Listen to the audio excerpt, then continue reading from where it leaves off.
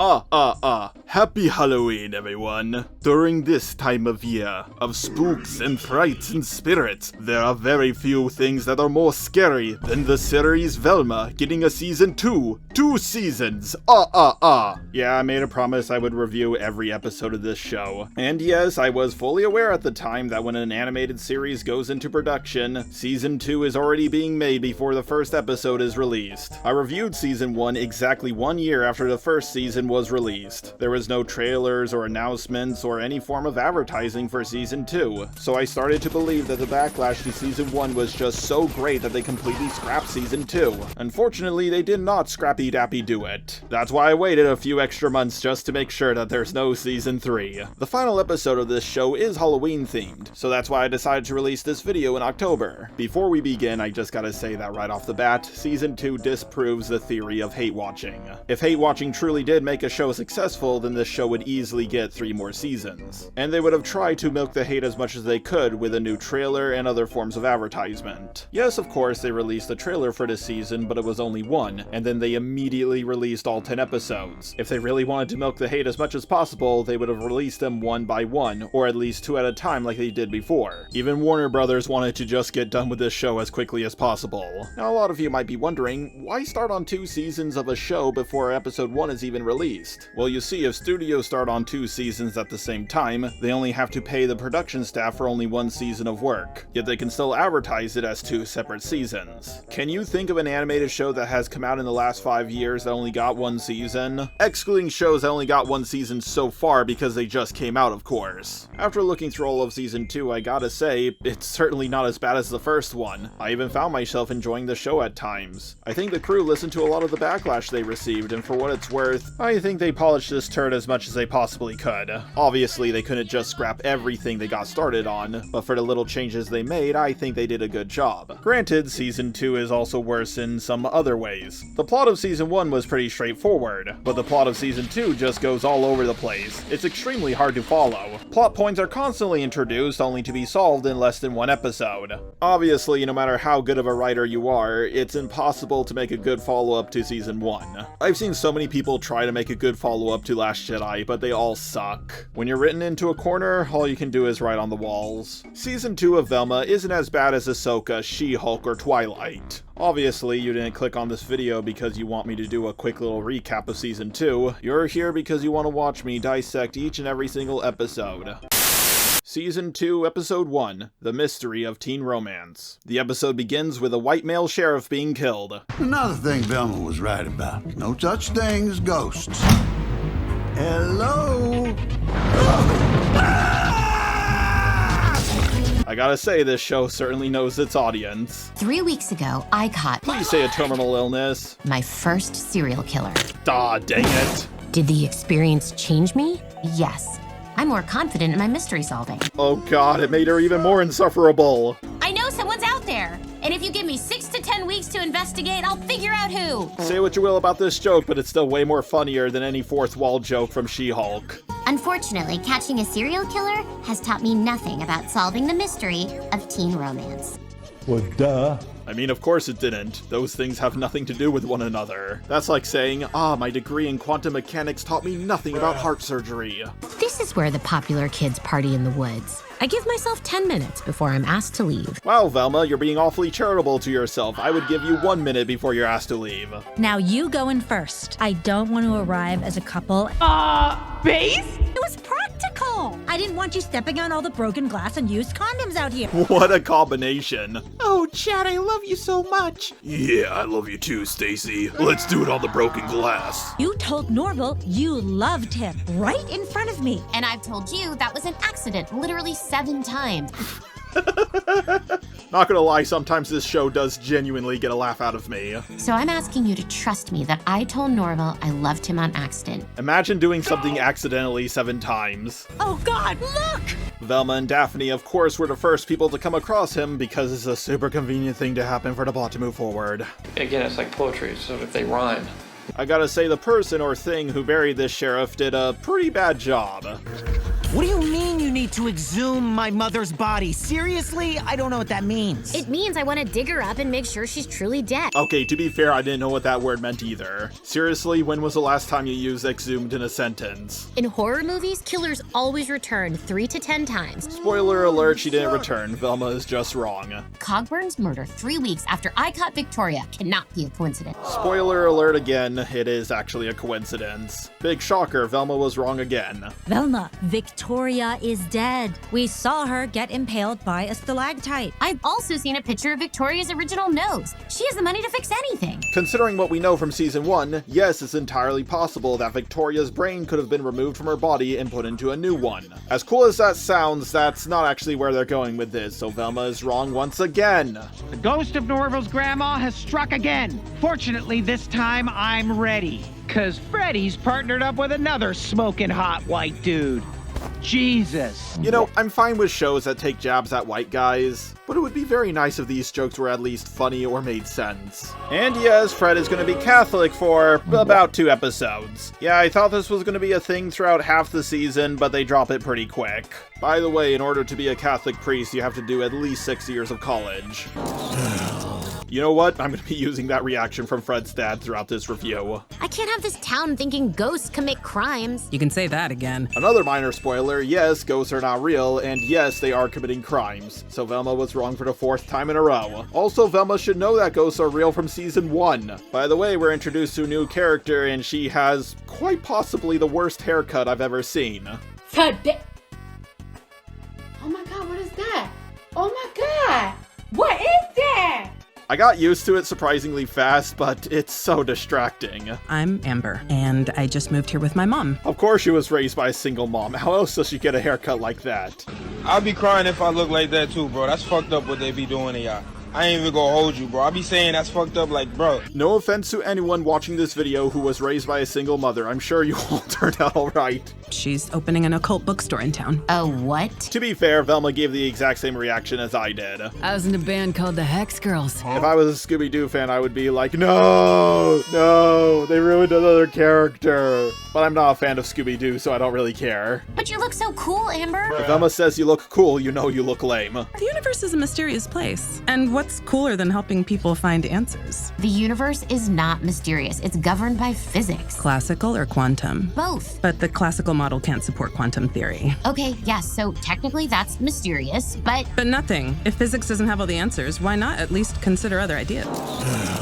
I hate it when new age people talk about quantum mechanics. I already did a video about the multiverse theory, and just to take an entry-level exam to do quantum mechanics, you'll need to finish linear algebra, wave theory, classical mechanics, and a bunch of other stuff. I bet not one single person who worked in this show can answer one single entry-level quantum mechanics question. Oh no, we don't yet fully understand this new form of physics we just discovered. Therefore, magic must be real. The understanding this person has of quantum mechanics comes from a Wikipedia article. Wow, Amber, I've never heard anyone beat Velma in an argument. Is Velma known for being good at arguing? I don't think season 1 really established that. And of course Velma would lose in an argument to this person. They're using unfalsifiable claims. If you get into an argument with a flat earther, you're probably gonna lose because they can make up stuff on the spot. Norville, please respond to this. I think Victoria is back. My mom won't let me investigate, so I need your help. And if you've been ignoring me because I told you I love you and then said it was an accident, even more reason to talk. I miss you, my friend. Wow, that's actually really sweet. I guess they're really developing Velma's character in season 2. Okay, none of you are falling for this. I'm just gonna play the next scene. Nah, delete. Hey, text me back, dude. Is that Mr. Splendid? What's he doing here? Velma, do not embarrass yourself. He's just a brilliant biology teacher who could get you an internship. Okay, I'm not gonna lie, I actually thought they introduced this guy because he was the killer. Turns out they didn't actually do that, so gotta admit, this is kind of a good fake out. Also, I love that right when Velma sees this guy, she's just thinking about all the ways she can use him. Velma, is that you? Or have kids wised up and started copying your brilliant mix of brains and back? Don't lie to her like that, bro. See, even Velma doesn't believe what he's saying. Tell me about all that happened to you and your lovely mother. We used to have flirty conversations about whether you should be medicated. I'm trying my hardest not to laugh, but this show is actually funny. But yes, Velma definitely should be medicated. Definitely should be medicated. Base? I'm surprised her dad didn't put her on any medications after learning about her hallucinations. Just take a bite, Norval, and he'll be gone. Boy, that escalated quickly. From the looks of things, it doesn't seem like Velma should be the only one who's medicated. It turns out Norville has been hallucinating because he killed Fred's mom, and eating is the only thing that makes the hallucinations go away. His dad thinks he's smoking weed, but it turns out that Norville does have a weed problem, and by that I mean he has a problem with smoking weed. I smoke so much, people think I'm from Northern California. As someone who's lived in California, I gotta say that's actually a pretty good joke. I picked up this crew neck t-shirt for you. Really? The origin of how he specifically got his green shirt, and the origin goes about as far as his mom bought it for him? Okay. Fred squirts on Daphne, getting her wet. I even got my dogs on the team. It's a gimmick, but it works. I need your objective opinion. Fred is so stupid that he doesn't even know how to cut his own steak. I think he's the last person anyone should go to for an objective opinion. Fred actually gives Daphne some pretty good relationship advice, which is why he's the best character in the show. Velma decides to go grave robbing while also getting her exercise in for the month. Unfortunately for Velma, a dark figure attacks her in the graveyard. By the way, if you're a first-time viewer of this season, there's no way you would guess who the person under the mask is. That's what the point of the mask is. Stop it.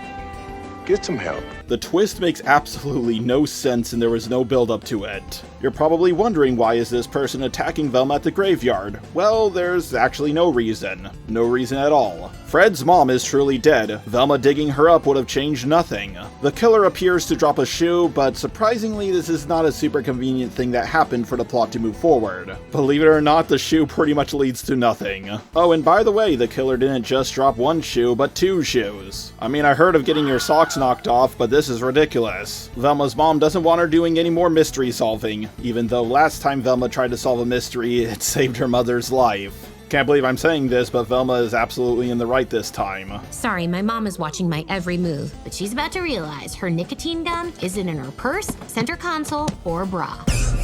As someone who has a nicotine addiction, this is by far the most evil thing Velma has done yet. By the way, I think I should bring this up now. Gigi almost does nothing this entire season. Fred's dogs destroy the shoe that Velma found.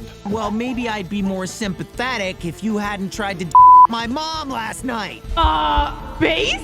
Keep you from sullying Mother's Watch your profanity. Velma learns that Norville is also having hallucinations like she did in season 1.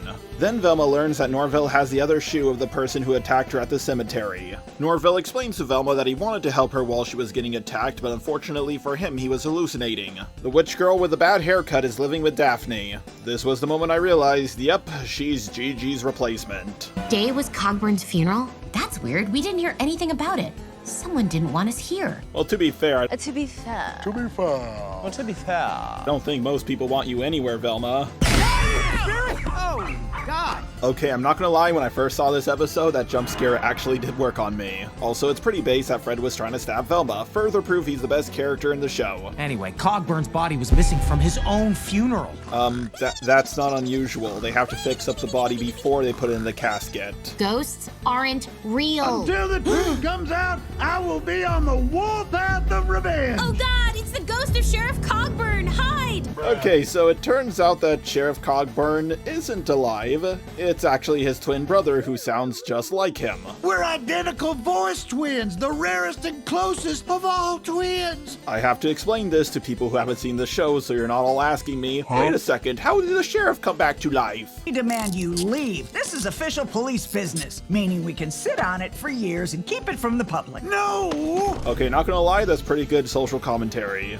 As much as I'd love to stop caring for you, no joke, it would make my life so much better. Base? Think my mom's killed Sheriff Cogburn to take his job. Wait, so not Victoria? Minor spoiler alert, it's not Daphne's mom's. I know I said this already, but trust me, it's no one you see coming. Mainly because this character hasn't been introduced in the show yet. Fred's dogs end up destroying the other shoe. The shoe that would have actually led to nothing. Maybe solving mysteries with dogs is a mistake.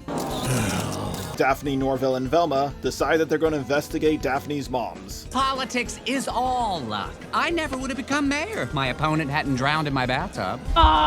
Base? She also said you spent 2 years in a cave and need it so bad you can't see straight. Velma. Ow! I told you to ignore what I say in my sleep. I don't care what anyone says, this show is legitimately funny. We've looked everywhere for evidence and found nothing. Sounds like a normal day for you, Velma. Why hide that and start planning your campaign? You want to be a sheriff, not a congressman from Florida. Velma, this case is like recycling. The less you actually know about it, the happier you'll be. Okay, I don't know which one of the writers on this show wrote that line, but they deserve a raise. Now that Velma knows that Daphne's moms aren't the serial killers, she starts to suspect that it's the biology teacher, Mr. S, who is currently with her mother. Oh my god, Daphne, I think we might have pimped my mom out to Cogburn's actual murderer. Fred squirts all over Norville, getting him wet. Again, it's like poetry, so if they rhymed. Fred forgives Norville for killing his mother, but it doesn't stop the hallucinations. Turns out Velma's mom and Mr. S boned, and now she's writing again, proving that he's not the serial killer either. Now her mom is okay with her solving mysteries again. Wow, that side plot was entirely pointless. Daphne and Velma are finally able to talk things out. Okay, well, I appreciate you telling me and having the courage to do it within punching distance. Base? But then Velma cringes when Daphne says soulmates. Soulmates. Soulmates? Daphne, that term was invented by the publishing industry to sell books about vampires boning werewolves. By the way, I did a full review of Twilight if you guys are interested. Sure, the sentiment of a soul is nice, but the only immutable essence inside of me is Beyonce's incomparable. God, why are so many people like Mindy Kelly so obsessed with Beyonce? The only thing I know about Beyonce is that she's so pro-black she bleaches her skin to look as white as possible. Nope. Y'all can't cancel me for this. I'm right. Well, this meat has never been less horny. That's an appropriate reaction to seeing Velma. Velma learns the witch girl is living with Daphne, and then we get an after-credit scene with Mr. S being killed. If you found a cold sore I can explain, I have herpes. Base? Ultimately, this episode proved one thing to me: it's a lot better than season 1. And this show did legitimately make me curious as to where it was going, but trust me, it truly feels like it was made up as it went along. Velma Season 2, Episode 2, Creaky Friday. Do you get it? It's a play on Freaky Friday, and yes, they have nothing to do with one another. Being popular doesn't suck. Okay, question, since when did Velma become popular? Maybe I missed something, but I don't believe that was established in Season 1. Well, you got me. By all accounts, it doesn't make sense. In fact, I remember literally the opposite being established. But then again, this is a world where even a brain in a jar can count as a popular girl. People finally laugh at my hilarious jokes. Oh, now I get it. I forgot that Velma is Mindy Kelly's self-insert. Once she became popular, people finally had to laugh at her jokes. In reality, if someone made a joke like this in real life, people would be laughing at them, not with them. I get Moses privileges during sporting events. Okay, that's definitely not something a popular kid can do. I literally think they all just moved over because they don't want to sit next to Velma. Think about it, Velma's always wearing a sweater when no one else does. She must stink to high heaven. Ugh, brother, ugh. What's that? What's that, brother? People even copy my style. Why focus on oiling Crystal Cove's famously spooky creaking doors? Yeah, the reason why this episode is called Creaky Friday is because the whole school is going out there and oiling up all the hinges. Now personally, I've never heard of anything like this happening in real life. Plus, as someone who's personally oiled up a hinge before, those things sound good for years. Now I'm pretty sure there's places in the world where you have to oil up the hinges every single year due to the climate and shit. Go! But I can't imagine any high school in the world participating in an activity like this. Promise us you handed out your other flyers. I promise. Base? You know, if this show was just about Velma getting hurt over and over and over again, I think a lot of people would watch it. The absolute best way to have a likable jerk character is to have them get their comeuppance every now and then. That's exactly why I love the show Danverses so much. Velma is currently unaware that Mr. S is dead, and she's hoping to talk to him about Dr. Prageru's journals. But Daphne is still triggered over Velma not believing in soulmates. I was wondering if... You'll never escape me, Norval. Never! God damn, the hallucination scenes are the best part of this show. Well, that was weird. Usually men don't stop hitting on me until I bring up astrology. First of all, that's never ever happened in the history of history. Second of all, astrology is just racism for girls. You can't cancel me for that take, I'm right. Oh shit, here we go again. Mr. S is missing. And we know he didn't quit because teachers really make a meal out of it when they do. Please tell me in the comments if this joke is funny or not. I was homeschooled all my life, so I have no idea. Another middle-aged white guy. Is someone targeting smartwatch users? That is a completely accurate stereotype. I do use a smartwatch. It's funny because it's true. I can't even be mad. The writers really hit the nail on the head with that one. The police tell the students that Mr. S is dead, and they also tell Velma and Fred that they don't want them investigating. But in the end, was I kidnapped or adult found? Okay, what she said wasn't funny, but that coffee bug really does make this joke work. He can't even heart one text. Jerk! I'm not going to test this myself, but I'm pretty sure you need more force than that to break a laptop. Unless, of course, you put like a rock on your keyboard before closing it or something. Velma desperately wants to be teamed up with Fred so she can get info off of him. But the popular kids tell Velma that it has to be random because something happened in the 1800s. Yeah, that makes sense. Norval, why do you keep looking at me? You're a brain in a jar. It would be hard not to look at you. Norval tells the brains that he wants to make them a transport device, but he's actually doing this so he can learn how to isolate the anxiety in his brain. Okay, I get that Norval is pretty smart, but this is advanced neuroscience. I guess he really picked up the genes from his grandma. Daphne and Velma sneak into the school, and Daphne is dressed up as Spoiler from DC Comics? Can't edit the sneeze out of your yearbook photo, and it's cute. Nothing Velma has ever said or done has ever been cute. I'm putting metal shavings in my and Fred's ping pong balls, so I can use a magnet to pair us up. Maybe I'm being ignorant here, but how is she gonna get the metal shavings into the ping pong balls? I don't think she brought any tools with her. It's bad enough our town just started allowing women onto ship. Base? Velma uses her magneto powers to get paired with Fred. Oh, come on. I'm not ready to be bossed around by another short-haired angry woman. Okay, to everybody who kept on commenting, Velma is not Mindy Kelly self-insert. Come on, Fred described her perfectly. Did you really pick the exact person you wanted to be paired with? See? We told you to trust the tradition. God, they made Gigi so thick, and not in a good way. Unfortunately for Velma, Daphne gets paired with Amber. Look at the Catholics. We used to control the world. But then Martin Luther was all like, let's ignore traditions. And now we only control Boston and the Supreme Court. Not the Vatican? Bro, Catholicism is the biggest religion in the world. Now, personally, I'm not one of those people who believe that Catholics rule the world from the shadows or anything. But if there's any religion that actually does do that, it's definitely the Catholics. Velma talks about how much of a hardcore Reddit 2003 atheist she is. Then they find out that Mr. S was murdered. Because the only way I'm not telling the cops we're investigating right now is if you show me that file. Stop it. Get some help. I told Velma it was dangerous to mess up the pairing ritual. Now it's too random and everyone's fighting instead of oiling hinges. Okay, let's see what we got here. A short guy and a tall woman. They're gonna be in a relationship before the day ends. The cat girl from season 1 who probably goes by they, them pronouns. And a guy in a dog suit. Okay, they would definitely get into a relationship before the day was over. Finally, we have a girl with a snake and a guy with a mongoose. They both own exotic animals. Of course they're gonna start a relationship. Honestly, I think Velma did all of these people a favor. But I actually manifested us being paired together. Manifesting is basically when you hope for good things to happen. It's some new age BS and there's no proof that it actually works. It's kind of like praying to a god, but for people who go by they, them pronouns. Manifesting is what makes Velma think you're weird. No, believing in manifest destiny does make her weird. Also, your I'm weird tattoo. Does she really need a tattoo for that? Can't people just look at her? Would she dare to do that in a live stream like when Boogie got liar tattooed on his face? By manifesting us winning Creaky Friday.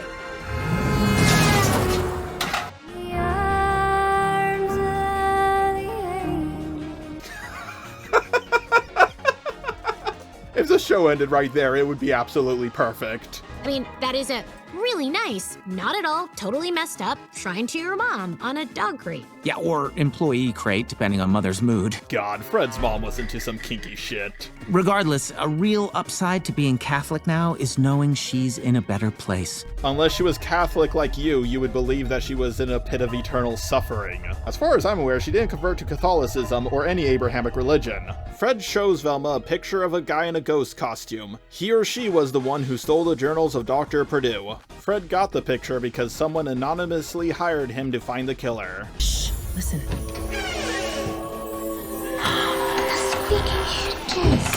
I told you manifesting isn't weird. Now let's go win this thing. Okay, I just realized this. How does this game actually work? It was already established that the other contestants weren't oiling hinges, so they should already be ahead. But assuming that there's a few people who have oiled way more hinges than they have, which has not been established at all, how are they going to prove that they oiled all these hinges? Is it one of those bro just trust me kind of things? That's a nice argument, Senator. Why don't you back it up with a source? My source is that I made it the fuck up. Why do they even care about winning? What's the prize? All of these questions and more will never be answered.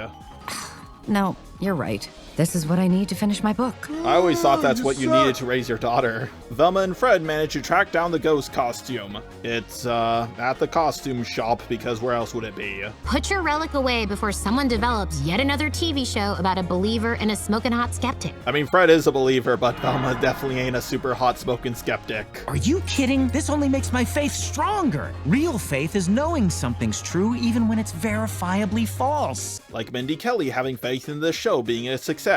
Velma tries to ask the store manager who bought the ghost costume, but he tells her that he can't tell her because people like their privacy. Then something super convenient happens so the plot can move forward.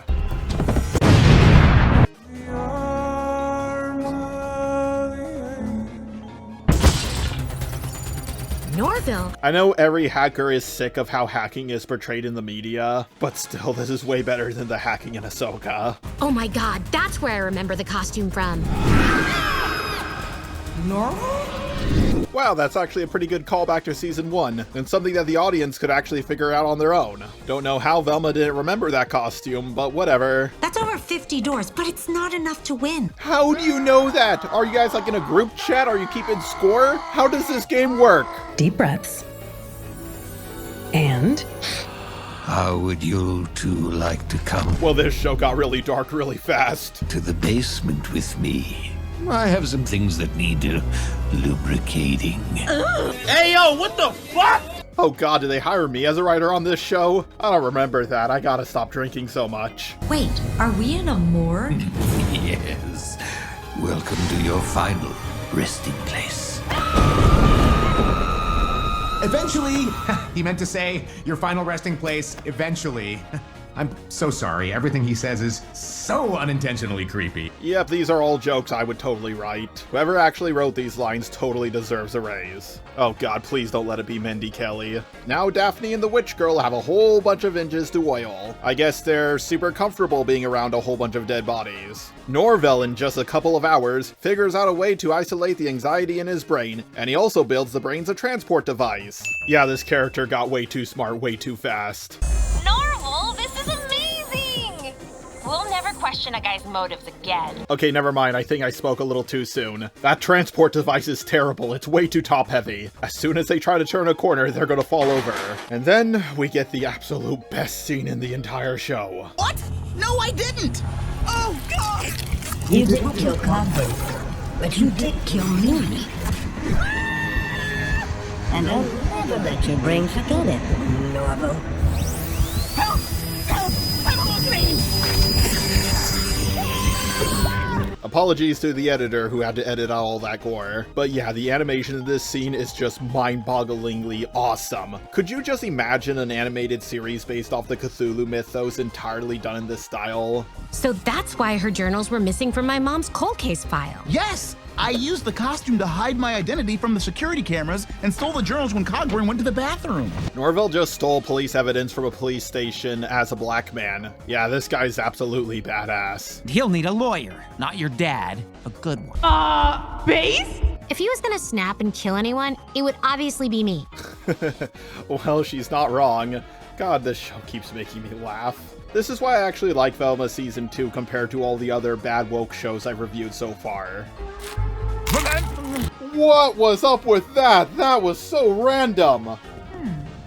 No, not those two. Those two are off limits. Wait a second, were Daphne and the other girl opening these things up every time they lubricated them? Also, they should already know it's off limits. Why else would you put caution tape over them? Vincent and I are late for our couples therapy. Really? They're married? That's a face only a mother could love. And I think that's a little bit too charitable. By the way, these two gay guys are gonna die in this exact same episode. Turns out my friend who goes by they them pronouns is right. The bury your gays trope is a real thing. Yes, today we are going to kill our fears of being vulnerable. Why are they gonna kill him off? He's the best character in the entire show. Daphne and Amber immediately remove the caution tape, so the doctor should know that they opened the coffins. Yes, I know that's not what it's actually called, but I'm too lazy to look it up. And they find out that the sheriff and the teacher had their dicks removed. My dick fell off! You're probably wondering what this is leading to. Nothing. Absolutely nothing. And they're not only dead, their dongs were removed. This is almost as bad as girls having their brains removed.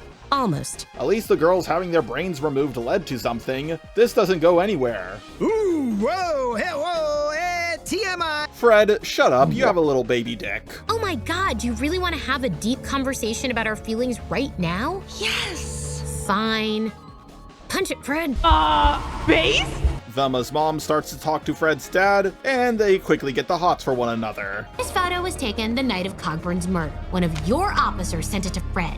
Fred, a child, with the mind and body of a younger child. Okay, I'm gonna be real here. Fred doesn't look that young at all. Yes, obviously he's a teenager, but compared to Daphne, Velma, and Norvell, he looks to be roughly their age. Yeah, we know he hasn't hit puberty yet, but if he looks like this prepubescent, then god damn he's gonna be jacked and hairy. Now as for the mind thing, yeah, the dude is borderline retarded. It's revealed that Daphne's black mom was the one who gave Fred the info. No, I do not care to learn their names, I'm just gonna call them White Mom and Black Mom. Are even more validated. Yeah, boy! 2 men are dead, Velma. Yes, of course, I'm sorry. Based? Unfortunately for the police, someone eavesdropped on their conversation, and now Merle will know that the police are hiring kids. And also that there's a dong-removing serial killer on the loose. One of the brains gets the hots for Norvell. So this was Shaggy's first simp. So someone is now killing men associated with Dr. Purdue's journals and removing their dong. Yeah, when you say it like that, it almost sounds like this plot was made up as it went along. This is why religious people are so maddening. You act nuts, but then do good stuff no one else will do, like feed the poor and entertain old people. Oh my god, for once I absolutely agree with Mindy Kelly. Religious people say strange things like the earth is 6,000 years old, that it's flat, or hollow. But then they give a portion of their income to the poor and it's just so frustrating. Fred, please do more research on the Catholic Church. Fine. This'll be good. Oh my god. I have to give him 10% of my gross income? I swear on my motherboard, I'm not trying to laugh, but this show is legitimately funny. And the Creaky Friday team who oiled the most doors today were Daphne Blake and this new kid who people are still forming an opinion about. Nobody cares! Do small towns actually get their own news? I've never lived in a small town, so I have no idea if this is true or not. Like I know about MSNBC, Fox News, 60 Minutes, and all the other big ones. But are there really like small town news organizations? And do they report on things like high schoolers oiling hinges? Merle, the brother of Earl, decides to run for sheriff. And when you hear his logic, you can't really blame him. As you know, my beloved brother and voice twin Earl passed away. What you don't know is that the 2 women hoping to replace him as sheriff have outsourced the investigation of his death to kids. The episode ends with Velma learning that her mom and Fred's dad are now boning. I forgot you had a kid. Base? Now I'm trying to describe everything that happens in this show because trust me, it moves really, really fast. It was actually pretty difficult for me to know what to cut out and what to leave in. The sad part is, it's only gonna get crazier from here. Season 2, Episode 3, When Velma Met Money. Because Velma's mom got with Fred's dad in the last episode, Velma will have access to absorbent amounts of wealth throughout this entire episode. It should be noted that power and money doesn't corrupt people, it just allows them to act like their true selves. There are many things I feel strongly about. And personal hygiene is not one of them. But my whole life, nothing has made me angrier than rich people. What? Velma was the one who drove her toy car into the road. Fred's family limo ran over it by complete accident. And Fred's mom still had the decency to reimburse Velma. Velma did something stupid which lost her a toy. She received money for that toy she lost, even though it was her fault that it was broken, and she's still upset about it. Like, if you still don't think Velma is a self-insert for Mindy Kelly, I don't know what else to do to convince you at this point. Museums should be named after robber barons, not murderers. Change this name. Because, annoyingly, they can. They were the ones who paid for the museum. They should have every right to name it however they want. I don't see why Velma's upset. He's naming it after a woman who is trying to make Velma a success. Yeah, remember? She was trying to put Velma's brain into Fred's body. Also, everyone she killed is technically alive, so I don't think she's a murderer. Fred also finds out that his dad and Velma's mom are banging. And we just connected. We connected so hard I hurt my back. I said it throughout my review of season 1 and I'll say it again. Fred's dad is based. Fred's dad tells Velma that he's gonna win her over with money. Not gonna lie, that's a very good way to win people over. Hassan, please give me money. I'll glaze you so hard, man. Just a couple $1,000. Run the diagnostic, Lola. I'm hallucinating. My grandma's research worked! Okay, I get that Norvell is experiencing all these hallucinations, but all he gotta do to stop them is eat. It's not that hard to get your hands on snacks, especially in America. Literally, he just took one chip and it stopped. He doesn't seem to be gaining weight at all, so what's the downside? You can see exactly where the hallucination happened in my noodle. Hey, I can use that word, not you. That doesn't work as a slur at all. Everybody has a brain. Since when was noodle even considered an insulting term? Volleyball is sure not getting me into college anymore. Okay, call me ignorant for this, but has volleyball ever got anyone into college? I've only ever seen people play it at the beach and that's it. I assume you want to test my pee to ensure the weed's working? Norville has been buying dirty pee to make his dad think that he's getting high, when he actually isn't. Now, I don't know much about the laws around weed, but don't you have to be 18 or 21 to smoke weed? I'm pretty sure Norville is only 16 or something. Instead of buying dirty pee and lying to his dad, he could just say, "Yo, Dad, I'm a minor. I'm pretty sure what you're doing is illegal." You know I hate the rich. I'd be a communist if I didn't want to kill my lazy teammates on every group project. Said every communist ever. Also, Mindy Kelly, you should know that you are in the 1%. I hate to bring my political opinions into this review, but I hate it when rich people say, don't rich people suck so much? Don't worry, keep fighting for socialism. I'm sure you'll get it eventually. And then self-proclaimed socialists are like, oh my god, you're a comrade like us! Even though the rich people are literally mocking them to their faces. Now granted, if I ever got rich, I would do the same. Yeah, communism is so awesome. I'm sure you'll get it eventually. If you win the science fair, I'll stop seeing William. Even Velma's mom thinks she's dumb. The science fair is a waste of time. I'm trying to find another serial killer, not a more efficient way to process ammonia and increase global crop yield. Yeah, because something that is going to fix world hunger is totally going to be invented in a high school. And before someone says, oh, actually a few decades ago, this amazing thing was invented by a high school student. Sure, in the past stuff like that happened, but the more stuff that's invented, the harder it is to invent new stuff. Everything is so complicated now that it takes a team of scientists just to invent one part of it. Have you ever needed to push up your glasses, scratch your nose, or swat a fly, but you're in the middle of a complex chemistry experiment? No, but if I did, I would probably just put them down for a second. Honestly, I think it would take more time to put something like that on your head than just to, push up your glasses. Well, the future is now. Hanzo, push up glasses. Oh my god, I was so wrong! Velma actually created the greatest invention of all time! You know what? I deserve a break. I'm just gonna create a loop of her getting punched in the face. Face? Well, Gigi's mom Susan invented one for babies called a baby babble box. Nap? Hungry. Why would you want babies to talk? They're already annoying enough as it is. And when I see babies in a stroller, especially when they're crying, I just want to put my foot through the fucking thing and step on it until it's nothing but blood and pulp on the fucking pavement! See? My dad's already dating a nightmare. Velma, you're his daughter. He raised a nightmare. Daphne tells Velma that she should team up with Amber, the witch girl, on her science project. But Velma tells her that's stupid, and I completely agree with her. Our project is manifesting. Oh, You're a fucking idiot.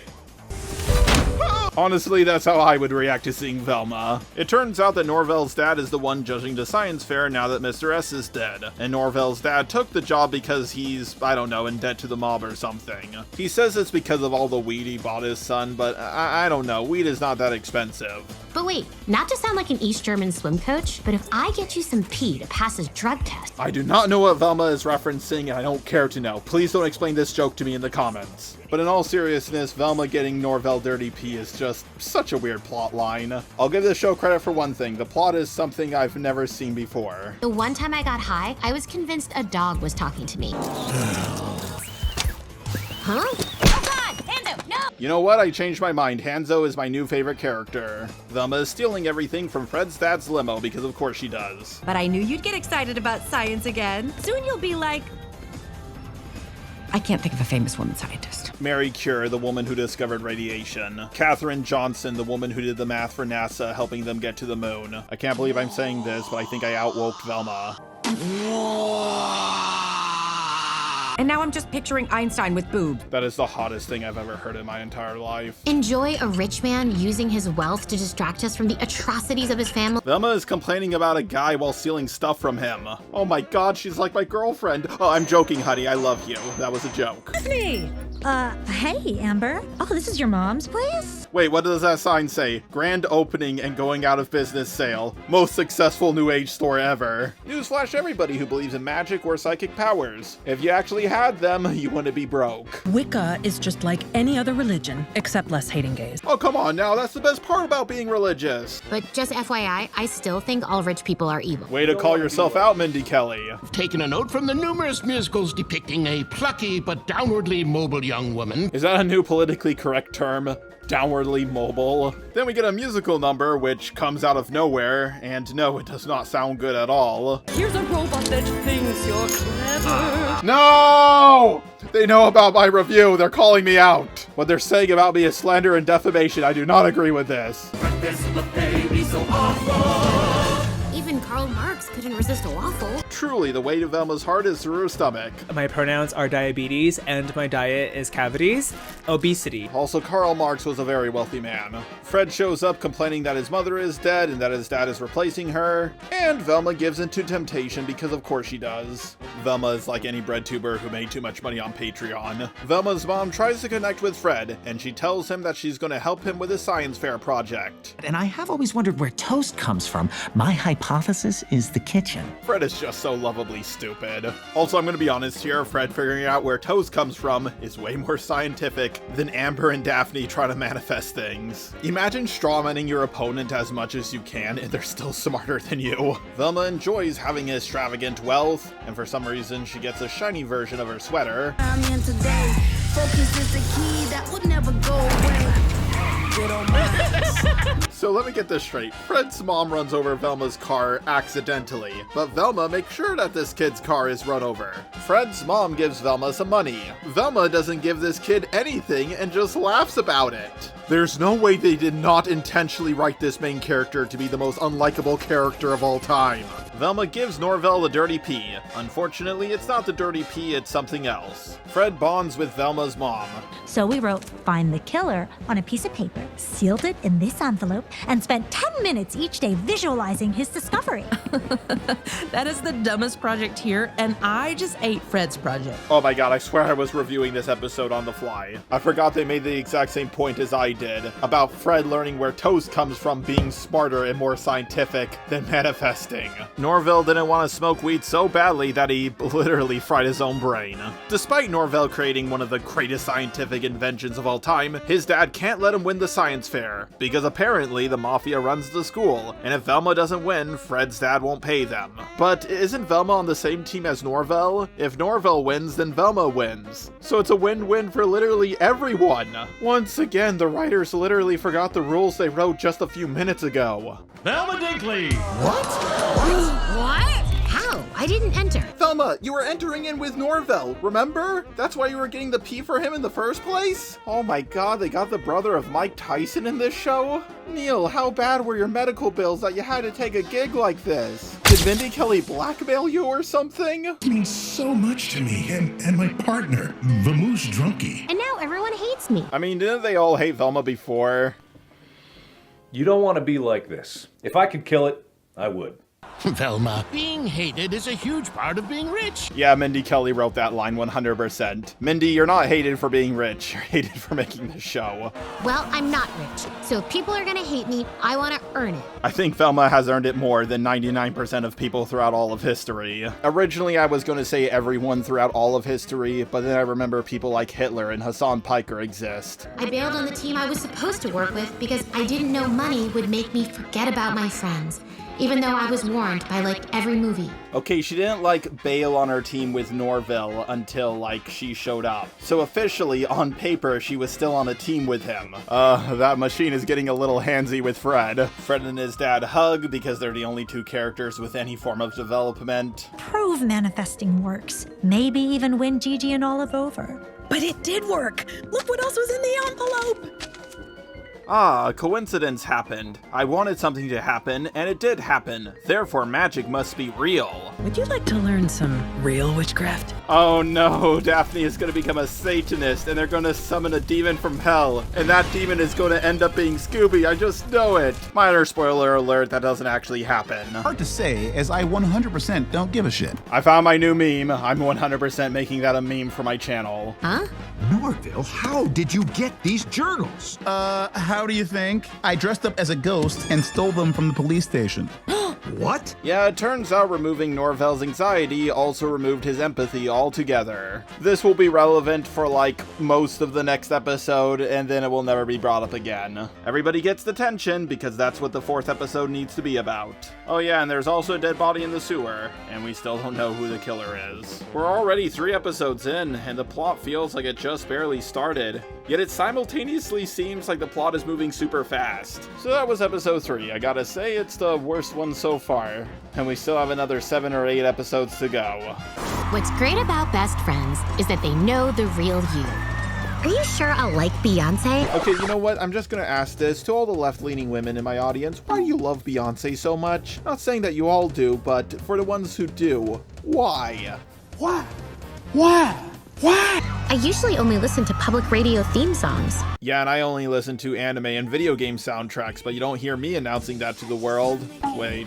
Oh shit, I think I might have put on Centaur World by mistake. Velma is spying on Daphne and her witch friends, and they're not too happy about it. Your Saturday detention looks just like the Breakfast Club. I'm gonna get so crucified for this in the comments. I've actually never seen that movie. Velma says that the 80s suck, which means that this episode is gonna be full of 80s references. Velma accidentally sets her father on fire with a pine cone. I guess one of the writers thought that was a really funny joke. How cool was it that we went ghost hunting last night, Dad? Though, I still can't believe you locked me out of the van for 6 hours as you and Velma's mom loudly fought that ghost in here. Okay, there's no way Fred's dad lasted 6 hours with Velma's mom. Oh god, can you just imagine how much ectoplasma was all over the walls and seats? Oh! Ew, dude! What the fuck? Gigi's in this episode. She's not really gonna do anything, but she is in it. It's like a turd, Lamont.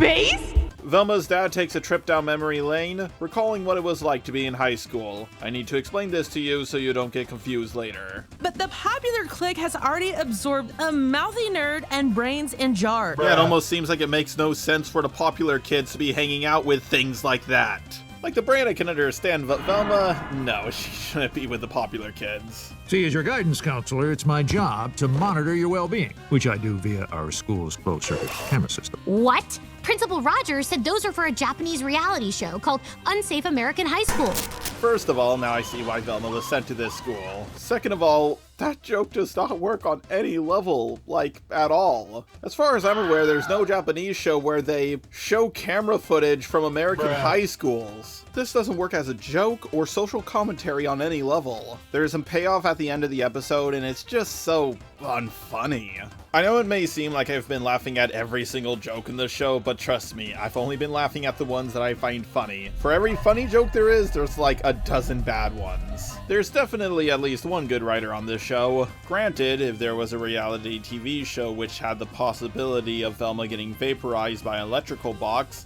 I think the entire world would tune in to see that. Hold on. Saturday detention? Teens reduced to a single character trait? Was my dad right? Oh no, you wouldn't. Oh, I would. We're doing a Breakfast Club, baby. Once again, I've never seen that movie, but I highly doubt the Breakfast Club had a witch and a floating brain in a jar. Teens are over 80s references. No, they're not. No, they're not. That's an absolute lie. If anything, I think the 80s are more relevant in pop culture than they've ever been before. God, I can't wait to see the next Karate Kid movie. It looks so awesome. Keep in mind, I'm recording this review in May.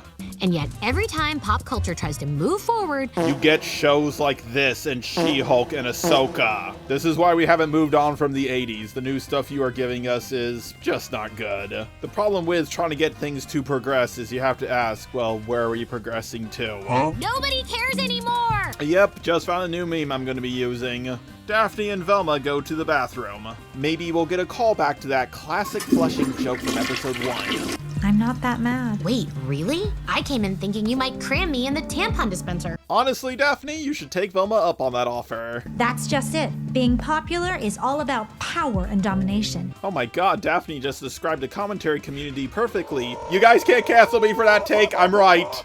Wicca is about kindness. Putting my faith into positive energy and shoot, what's the third thing? That's like basically every single religion ever. They all tell you to be kind, live a more positive life, and everybody forgets what the third thing is. Velma comes up with a scheme to prove to Daphne that her witch friend doesn't actually have any magical powers. Norville's hallucinations return, which means he's suffering from anxiety again, which means his empathy is coming back. Wow, that plot of him losing his empathy really went nowhere at all. Apparently the witch girl can sense the presence of Fred's mom's ghost. Because of course she can. Why would eating make her go away? Is she a ghost or a boyfriend? Okay, not gonna lie, that one was kind of funny. Honestly, I think this show might be making me dumber. The reason why Norville eating actually scares away Fred's mom's ghost is because she's a skinny woman in her 50s. Nothing scares her more than food, I guess. Not the best logic, actually it's really terrible logic. She's a ghost now, she can't gain any more weight or even eat. The kids start preparing a seance to summon Fred's mom, which means magic in this world actually exists. If that's the case, then Wiccan would be the dominant religion. This is what I always say to my friends who believe in magic. Name a time and a place, and if you can show me that you actually have magical powers, I'll believe in whatever hooey nonsense you want me to believe in. A seance. A seance? I'm not gonna lie, when I first saw this, I thought their seance was gonna go wrong and they would have summoned a demon, and that demon would have been Scooby-Doo. But no, they're not going that direction. Seance is exactly the kind of rebellious thing Lamont would want us to do to fulfill his overdone 80s fantasies. I know, but we have to try. I'm desperate. And if we concoct an elaborate scheme so my dad doesn't know we're doing an elaborate scheme, then it becomes a comment on 80s movies. Ooh, and that's meta, which is our generation's thing.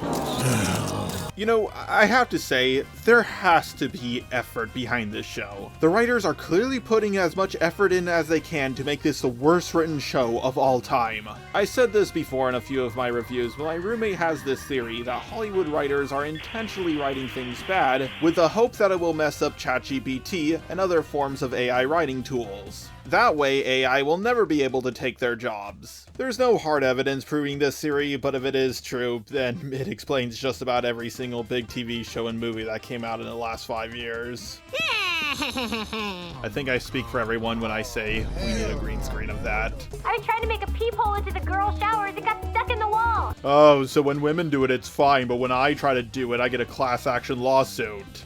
Stop it. Get some help.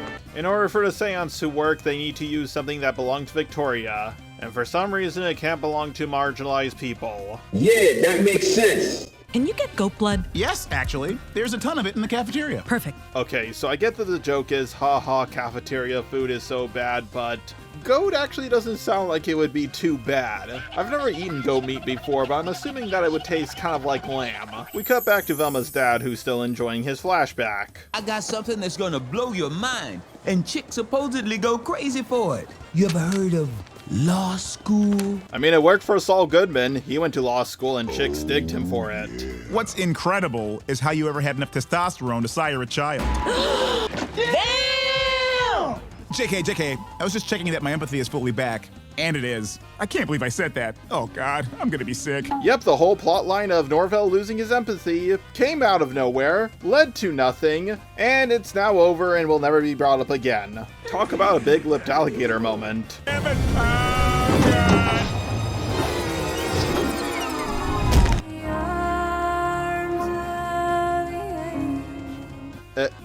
Is it just me, or does that scene feel like it should be in a completely different show? By the way, if you think I'm taking this scene out of context, even with context, it doesn't really make any sense. All the kids begin the seance in an attempt to summon Victoria. Are you... Wait, I'm getting some real bad energy from Velma. Who, me? I mean, come on, it's Velma. You should only be concerned if you weren't getting any bad energy from her. Daphne thinks that Velma is sus, so she invokes the power of the girl code. No, I'm serious, that's actually what happens. To get Gigi to confess to her that Velma actually doesn't believe in any of this magical nonsense. Daphne tells Velma that she did once have a connection with a higher power, and that higher power was at a Beyonce concert. What are you? What am I? I'm as close as you're getting to Beyonce, kid. But what is this place? And is the line for merch shorter? This is where you go when Beyonce's music awakens your soul. This feels like something out of Big Mouth. Is this show trying to imply that Beyonce is like a god or something? Will there be a right-wing equivalent of this show where, I don't know, Jordan Peterson or Andrew Tate is the god? That you encountered a power higher than yourself that night. It was an outdoor concert sponsored by a microwave burrito company. Everyone was higher than me that night. Every time I think this show is the worst show ever, it manages to make me laugh. We cut back to the flashback, which explains how Velma's dad became a lawyer, how Norvell's mom became a principal, and why Gigi's dad joined the military. I 100% don't give a shit. What if instead we honor your Beyonce experience and call it a seance? A seance. That's so... gay. Oh my god, we've done it, everyone. We have achieved peak wokeness. No line ever will be more woke than this one. Every single time this show makes me laugh, it then does something that makes me cringe. I'm just way more invested now that it's also about me. Oh god, a cringe moment is about to happen, isn't it? So at first it appears that the seance actually worked. The room gets cold, the lights are flickering, there's a bunch of wind everywhere. But Velma thinks that Amber is very sus, and explains to everyone how she made them think that the ghost was actually real. After all this time, finally Velma actually did some detective work. I have to admit, Amber, I thought your skills were relegated to the handmade soap realm, but apparently I was wrong. What? I mean, on the one hand, I don't believe witchy nonsense, but on the other hand, I don't believe Velma. I think these two negatives kind of cancel each other out. Nice. Norvell learns that his grandma might be alive. We get a payoff to that reality Japanese TV joke, and it's just as unfunny as you would expect. I gotta say, out of all the episodes, this one was the most bland one so far. Honestly, it kind of felt like filler. At least I'm almost halfway done, so let's move on to episode 5. Velma Season 2, episode 5, the one where the town gets so fed up with her that they burn her at the stake. Yes! Hell yeah! Hey, come on, baby! Come on! Yes! Come on! Go away. To be fair, that's how most people react to Velma. Daphne isn't talking to me. She is, however, pointedly posting a lot on social media. God, I hate it when people subtweet, it's so annoying. And her followers love the new her. Sorry, Papaya. Wicked Daphne is done with everything orange. Michelle Obama liked this.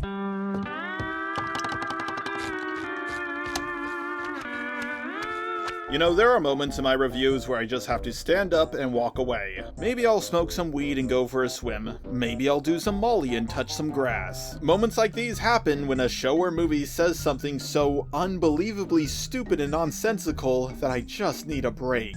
So let me get this straight. Daphne is subtweeting at Velma, and her big zinger is that she's done with the color orange because Velma wears an orange jacket. Wow, what a zinger. But this is stupid because, well, Velma can change her shirt. Daphne is stuck with orange hair. And no, she doesn't dye it or anything like that. If anything, the comments should be full of, okay, well, if you're done with the color orange, then are you gonna dye your hair a different color? Why would Michelle Obama come across a post like this? Why would she she like it? Is there anything about this to like? I used to be the wife of the most powerful man in the world, arguably the most powerful black man throughout all of history. And now I'm liking a tweet of a 15-year-old girl saying that she's done with the color orange because she's a Wiccan. God, my life went downhill real fast. Like, I can't tell, is this joke supposed to be making fun of Michelle Obama? I do not get this joke, I do not understand this joke, and I don't know why anyone would write this into anything. I don't know why anyone would let a writer put a joke like this into a show. I don't even think the writer who wrote this joke gets it themselves. I'm not exaggerating when I say this might be one of the most top 10 baffling scenes I've ever seen in anything ever. Scientists will be analyzing these scenes for generations to come, wondering what was going through the writers' minds. Worse, I can't clap back because I'm terrible at social media. Well, to be fair, Velma, you're kind of terrible at everything. Sorry, Ed. Rational-minded Velma is done with redheads. Redheads who have the hair color of orange, by the way. Redheads are one of the last groups you'll be able to make fun of. After all, they don't even have souls. Yeah. Don't freaking be like that, okay? Olive suggested baiting Daphne with a hot pic using an app she has to make your butt look bigger. What kind of popular girl has the name Olive? That's such a stupid name. Also, how is this gonna bait anyone? Oh, I used an obvious filter to change my appearance. Yeah, that will definitely bait someone. But when I tried it, I just enraged the flat butt community. You can't keep getting away with it! You can't keep getting away with it! There never has, and there never will be, a flat butt community. Actually, I shouldn't say that, I've seen weirder groups. But if there was or is a flat butt community, they would not get offended by something like this. That butt is too cartoonishly big, it's not attractive at all. It's kind of like Kim Kardashian's ass. Sure, it's big, but it's not a good ass. You can have a flat butt that still looks very nice. Velma's next plan is to post a picture of herself reading a book called How to Find a Better Girlfriend. I'm pretty sure that's a real book. But, I would never read a book like that. I am happy in my relationship with my girlfriend. But then she comes across the two dead gay guys. Velma thinks Amber is the one who did it, partially because they're on a pentagram and partially because she doesn't like her. Clearly, Amber's the serial killer. Even the cameras were disabled with little pentagrams. Yeah, that makes sense. Not gonna lie, that's pretty good evidence against Amber. But spoiler alert, she's not the one who did it. When you find out who did it, you're gonna be very disappointed. Velma's no longer wearing her white dress because apparently people were asking her if she was going to get adult baptized, even though she's 15. She's not an adult yet. Also, witches can wear, you know, non-white dresses. When I think of witches, I think of them wearing a lot of black, but whatever. Because I'm about to spray it everywhere. Gross. Sheriff Candidate Merle Cogburn, believe a serial killer is targeting middle-aged men. I mean, we kind of knew that from the first episode. The second episode made that much more clear. Who will watch our World War II documentaries? Or collect guitars? Wow, I am absolutely shocked by this. It took Velma Season 2 this long to make another joke about straight white men? That's gotta be a record for this show. Please be the serial killer and not Velma.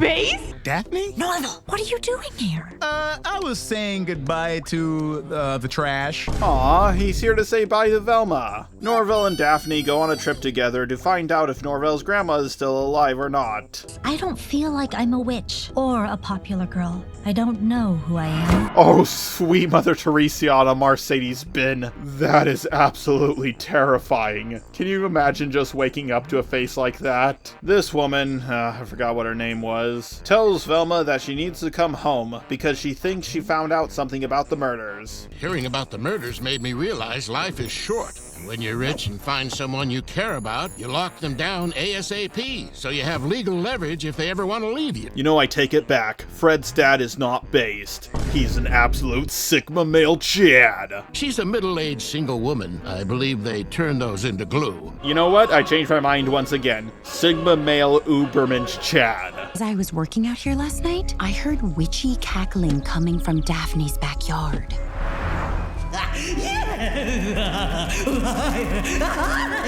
I have several questions. Honestly, she just seems like an average liberal who just burned all her Harry Potter merch. Sophie tells Velma that she needs to warn the people about Amber, so 40-year-old men can keep their genitals. Believe it or not, this is actually leading to a plot twist. My posts get treated like sensible tax reform, mocked and ignored. Oh my god, Mindy Kelly, shut up. The last person I would listen to about tax reform is a rich bimbo from Hollywood. Calm down, son. It's just a drawing, not the real thing.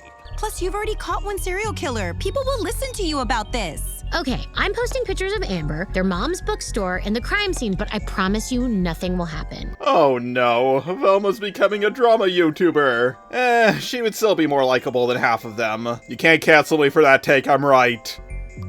Whoa, look at all those likes. Huh, feels a little shallow, TBH. Wait, brain chemistry just changed. This is the greatest feeling in the world. Yeah, if clout was a drug, everybody would be overdosing on it. By the way, you see what people are doing to that like button? Yeah, you should do the same thing on this video. Norville and Daphne make it to the insane asylum, and they immediately find Norville's grandmother. Like literally, it takes less than 20 seconds. He just talks to the intern for a little bit, then his grandma shows up and says, "Yep, I'm alive."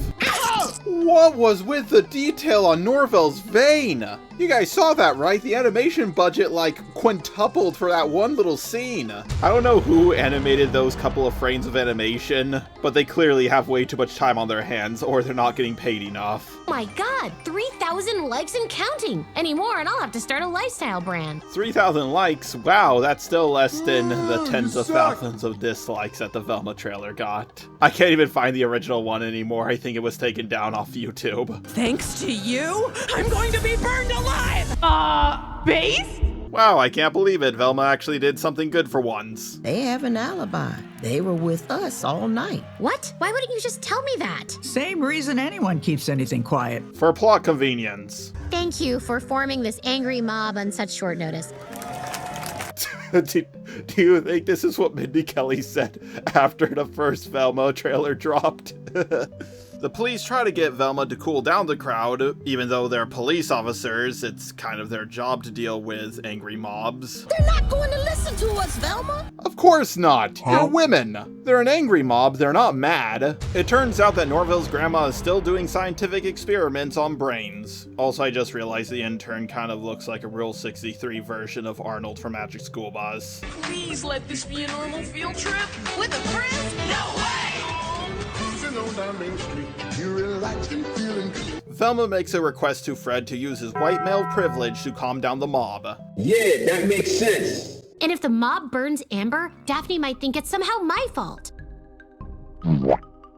Turns out Norville's grandmother has been scooping out brains his entire time. When I placed hardened soldiers' brains in jars, they discovered their true selves, unsullied by outside influences. Taking someone's brain and putting it into a jar where they have no sense of sight, smell, taste, touch, or hearing, basically removing any form of simulation they could possibly get, not knowing if they're alive or dead, could be one of the most horrific tortures ever designed by man. In my opinion, something like this would not heal the mind, it would greatly damage it beyond repair. This is like the 1950s when doctors were just going all over the place giving out lobotomies left and right, believing it was improving humanity when it was actually just messing people up. I've since perfected the technology, and now anyone can have their brain removed to find their true self. You know what? I think if she actually did that to Velma, it would be an improvement. I haven't even reached out to those poor girls Victoria Jones put in jars, even though I'm sure they're dying. What? Oh boy, we got another plot point that will be relevant for maybe an episode. Mom! You have to convince them I'm not evil! What? But she's a witch. They won't listen to her. If anything, they'll tie her up with you. Do anything to stay a young witch forever, parentheses, mwahaha. Mom! The only thing they're guilty of is thinking they could replace me as the driving force in Daphne's life. Yeah, I know that, Velma. I've always known that. I've just been using this to help my sheriff campaign. I didn't think they'd actually try to burn them, but now anyone who tries to talk sense to the mob will be burned with the witch. Oh no, the mob is almost as bad as people on Twitter. Almost. You're right. As Americans, we'd rather destroy anyone who points out our delusions than admit we might be wrong. Mindy Kelly, just admit that you were wrong about this show already. Untie that witch! Never mind. as you were. Okay, not gonna lie, that was actually a pretty good joke. TFW, you're not paying alimony anymore? Hashtag freedom? Hashtag never making that mistake again? Base? No, the only thing Americans hate more than being told they're wrong is learning they've been lied to. No one has more experience being wrong than the people who have made this show. And no one has been lied to harder than the people who thought this show wasn't going to be the worst thing ever. The fat sheriff candidate tells the people that it's actually big tech that's manipulating them to attack witches. And this causes them to hate Velma more than the witch. You know, I gotta be honest here, this show is actually getting good now. Forget burning the witch, it's time to be burning the bitch. Said you didn't want to get married. I remember because that's the moment I fell in love with you. Believe it or not, me and my girlfriend had the exact same conversation. I'm joking, I love you, honey. I probably should stop bringing her up in this video. You know, I find it really ironic that she didn't get upset with her husband until after he posted that he's not going to make the mistake of paying alimony again. And now all of a sudden she wants to get married to him. If that's not the biggest red flag in a relationship, then I don't know what is. And I've worked hard to turn our den of sin into a home. To be fair, she did succeed in that. She kicked Velma out. It's a metaphor! For penis. What are you doing? Butt out! Base? I don't care anymore. Yep, just found another meme I can use. What can I do that doesn't involve me confronting anyone who might hurt me? Bravest male feminist ally ever. Velma's mom tries to save her, but she gets tied up as well. I gotta say, this might be the best episode of Velma yet. We cut back to Norvell, Daphne, and Norvell's grandmother, and she explains that all they have to do to save the jars is to replace the fluid in their tank. Wait, that's it? But she doesn't want to replace the fluid because if she does, she will reveal her identity to the world. So Daphne comes up with a plan to, have Norvell's grandmother put her brain inside her body. Yep, I'm pretty sure that's only gonna last for one episode. This is all my fault, Mom. Do you think Mindy Kelly actually said that to her mother after the show got massive backlash? Being bad at social media makes people insecure, and so does being good at it. Mindy Kelly, that is cope. You are just bad at social media. If you were good at it, you would not be insecure about it. At least that's what I tell myself when someone unfollows me.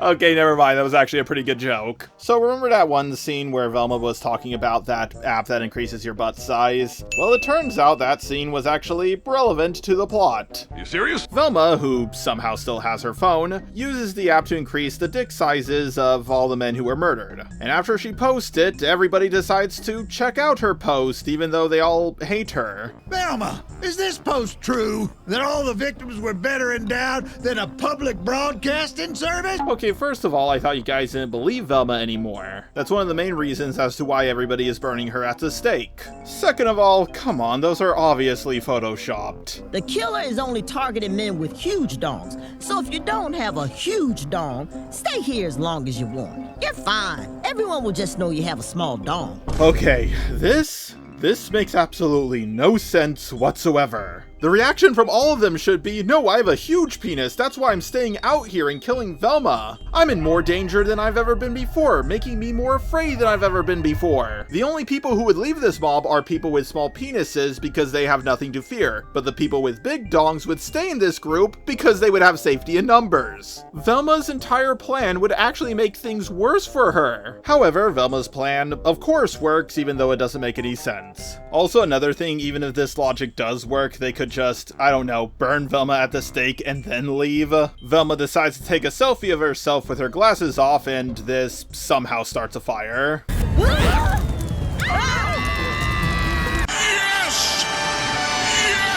Honestly, if the show just ended right here, that would be an absolutely perfect ending. We cut back to Daphne, who believes if she put her brain in a jar, she would find out who she truly is. Yeah, that makes sense. Everyone is scared that they're going to burn to death, even though they could just jump down. But then all the damsels in distress are saved by a man. Velma's dead. You saved us! No, this wasn't about you. I was putting out the fire before the heat wilted Sophie's flowers. You were? Base? The episode ends with an after-credits scene of the priest getting murdered. This episode was pretty painful to get through, but at least I'm halfway done with this series. Just 6 more episodes to go. We all struggle with self-doubt. Well, there's a reason for that. If the showrunners just had a little bit more self-doubt, maybe they wouldn't have made this show. Forgive me for protecting the things I love. You know, you're just sometimes watching a show and you pause on the greatest image of all time. Also, I get that Sophie is trying to protect her husband's dong, but why is she also covering his ass? Velma and her family go to her school and she sets up a booth to get people to sign up for being fast food workers. Honestly, that's still a more respectable job than working as a writer on this show. Watch the booth and find something to clean up this grease. Honestly, I would use Nicholas Diorio. He would drink all that grease up. It's time to accept that for people like me, maybe dreams don't come true. I'm glad reality is finally setting in for you, Mindy Kelly. Black Shaggy lore dumps everything he did in the last episode to Velma. So you're Dr. Edna Purdue, but in Daphne's body? But you sound just like Daphne. Because I have her vocal cords. But to me, I sound like myself. You know, I can't believe I'm saying this, but I actually have to give Velma a gold star sticker for this one. It never made any sense to me in shows when characters switched bodies, but they still kept their original voice. So yeah, the show Velma succeeded where a lot of shows failed. Wow, I can't believe I'm in the presence of a pioneering female scientist. Yeah, honestly, those things are more rare than unicorns. Sorry to interrupt, but we have to save the brains. Lola just posted this. Save them from what? Getting screen grabbed and dropped in some creep spank bank? I don't care how many gooners there are on social media. No one is jerking it to a brain in a jar. Wait, actually, maybe they are. A lot of you guys are into some pretty weird shit. I'm not heartless. It's just that feelings create distractions, and you must eliminate those in order to be great and achieve your dreams. Base? Your pandering is wasting time. Yes, a new meme I can use for my videos. We cut to Daphne, who's currently a brain in a jar. The computer analyzes the best place to put her to find her true self was on top of a rat cage. Or maybe it's a ferret or chinchilla, I can't tell. It's immediately devoured by cockroaches, which is awesome. Fred decides to roleplay as a priest in a confessional, because he has nothing else going on in his life. No, seriously, that's what he says. Turns out Mr. S was trying to copy Dr. PragerU's research. So he had everything she needed to recreate the brain fluid. Wow, that's pretty convenient. Norville tells all the brains that they're gonna die because he's a narc. The witch girl comes in and with her magical powers, she can tell that Daphne isn't really Daphne. So Dr. PragerU knocks her out. Tell me that's not easier. Base? I think she deserved to be knocked out for wearing a shirt that says, "She rough." Fred starts having the hots for the woman confessing her sins, even though he's 15 and she's presumably a lot older. But then she disappears somehow. Yeah, somehow Fred didn't hear her leave the box, and she got pretty far despite being in a large empty room. Velma somehow destroyed the brain goop, so Velma has to sneak into a military base to get more. Fred almost runs over Velma, but unfortunately he misses. In order to get onto the military base, Velma lies to her dad that she's thinking about joining the military, so he will get into contact with Gigi's dad, and he'll give Velma a tour of the base. But Velma's dad is not so sure about it, until she gives him the ultimate reason to text his friend. Won't have to pay for college. Texting him as we speak. I said it before and I'll say it again. This show does at least have one good writer. I have complete faith in Velma. Wait, do you really? Oh God, no. Hey look, it's the producers of this show. And when brains in jars are dying, whining is the final stage before drama. What? I told you about that brain teaser job because I'd already booked it, you backstabbing bitch! Melodrama. You guys are tearing this friend group apart and ruining our shared birthday! And as death becomes imminent, the final stage, being boring. Okay, now that that's settled, who wants to hear about my dream from last night? This is a good reason as to why this show isn't funny. The Simpsons did this joke better 25 years ago. You can expect to go through 5 stages. The first is denial. No way, because I'm not dying. Second is anger. Why, you little After that comes fear. After fear? What's after fear? Bargaining. Doc, you gotta get me out of this. I'll make it worth your while. Finally, acceptance. Well, we all gotta go jump time. Mr. Simpson, your progress astounds me. Norville tells the brains that he's going to help them with their bucket list. What happened? Who are you? Base? Now don't do anything that would embarrass me. Okay, I'm going to be real here. For Velma, that's impossible. The fact that she's related to you in any way is embarrassment enough. Get out the car! Oh God, I somehow blew this too! The arms No, that's not how it ends, but I wish it was. Important person. The Army has an image problem, and enlisting a smart young woman like you will make high schoolers think, hell, maybe I should enlist too. That is the most flawed logic I've ever heard in my entire life. If Velma was in the military, then it would give people even less incentive to join. Now granted, if Velma joined the military, it might actually prevent other countries from invading, because they would want to stay away from her as far as possible. The Brains decide to start a band because why not? Speaking of brains in jars, we cut to Daphne's brain in a jar and she's, I don't know, very protective over a little cockroach. Somehow, Daphne is able to jump up and down as a brain in a jar. No, I do not know how this works. Lucky for Daphne, she killed the 3 cockroaches who were bullying the small cockroach, and the small cockroach didn't get crushed. Now personally, I think execution is a bit severe for bullying, but then again they're bugs, so who cares? The other cockroaches decide to swarm Daphne. Honestly, this might be the scariest scene in the entire show. Back at the military base, an alarm randomly goes off. This allows Velma to slip out from the group undetected. Yep, the alarm going off was just a super convenient thing that happened for the plot to move forward. Now the missile does launch and Velma and Fred run into some dogs. Luckily for them, the missile explodes in midair, causing the dogs to become afraid, allowing Velma and Fred to slip past them. Believe it or not, this is important to the plot somehow. You'll see what I mean in a few episodes. Fred and Velma hide in a military closet, and within the military closet is a vent. Velma looks through it and sees that Project Scooby is back up and running. Turn that off! Okay, you guys didn't fall for it the first time, so you're not gonna fall for it this time. I have more glutamine. I can save the brains. What?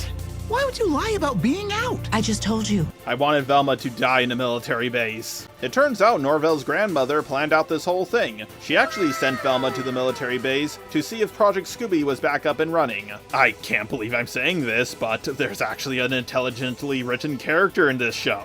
It turns out that Gigi's dad knows all about Project Scooby being back up and running. Ooh, the plot thickens. Fred takes the fall for launching the missile. Velma's punishment is to give out flyers to get people to join the military. Also, we learned that Sophie used to surf. Believe it or not, this is important to the plot.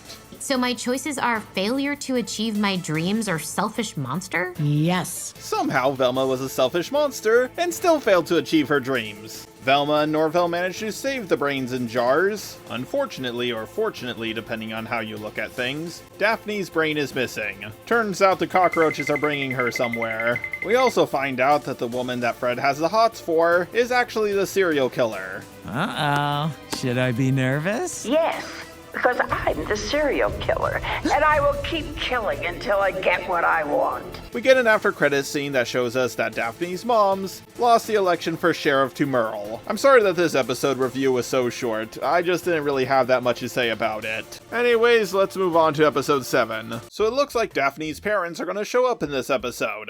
I've experienced plenty of tense situations in my day. And I'm pretty sure the most tense situation you ever had to deal with, Mindy Kelly, was the backlash to this show. You ever think of what it's like being Mindy Kelly, just waking up in the morning and realizing, wow, I made the worst show of all time? You installed an alarm. Afraid someone will wreck your home while you're out? Oh my gosh, she's still on about this. Everyone thought you were dead. To anyone I ever get married to, if I die, move on and get into a relationship with someone else. It's the normal thing to do. It's so nice you're able to drop off Velma. No one has ever said that in the history of mankind. Oh wait, never mind, she's being sarcastic. You can tell by the inflection in her voice. Since we now know the serial killer is a woman, at 8 a.m. tomorrow, all women in Crystal Cove will be temporarily relocated to the Crystal Mines. The mine?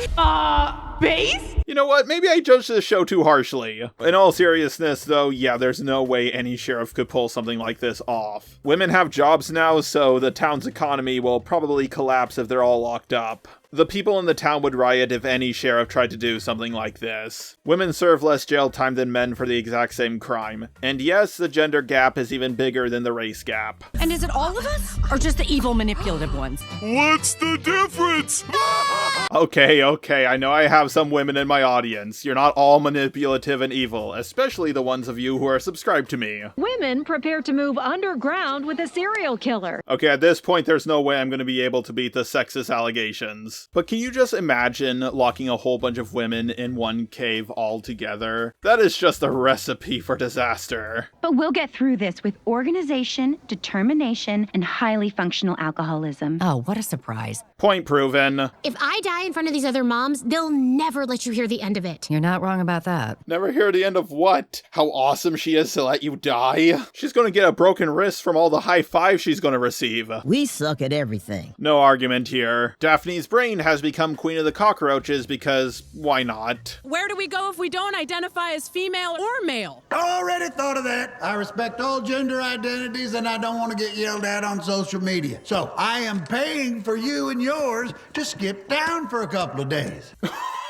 Oh no. Oh, there are so many things I can say, a lot of which will probably get me cancelled. The they-thems are literally getting paid maternity leave just for existing. Bro is so scared of cancel culture that he'll literally pay non-binary people to skip town. Enjoy watching a man in a suit do the weather instead of a woman in an extremely tight dress. You dumb assholes. Another reason as to why men would never let something like this happen. Norvell figures out that his hallucinations are triggered whenever he's near Fred. Norvell tells Fred that his grandmother is still alive, therefore her ghost couldn't have possessed his mother. It turns out that the women being separated from the men actually was the best thing to ever happen to them. They've already created their own little paradise. Ah! Serial killer! Sorry. No, Velma, that's not a serial killer, that's a black person. Almost all serial killers are white. How do you not know that? Daphne enters her mind, and her mind is a white void. Yeah, I expected there to be nothing going on up there. I mean, she is dating Velma after all. But you put yourself in a jar to figure out who you are. You would never guess the amount of women who said that about me.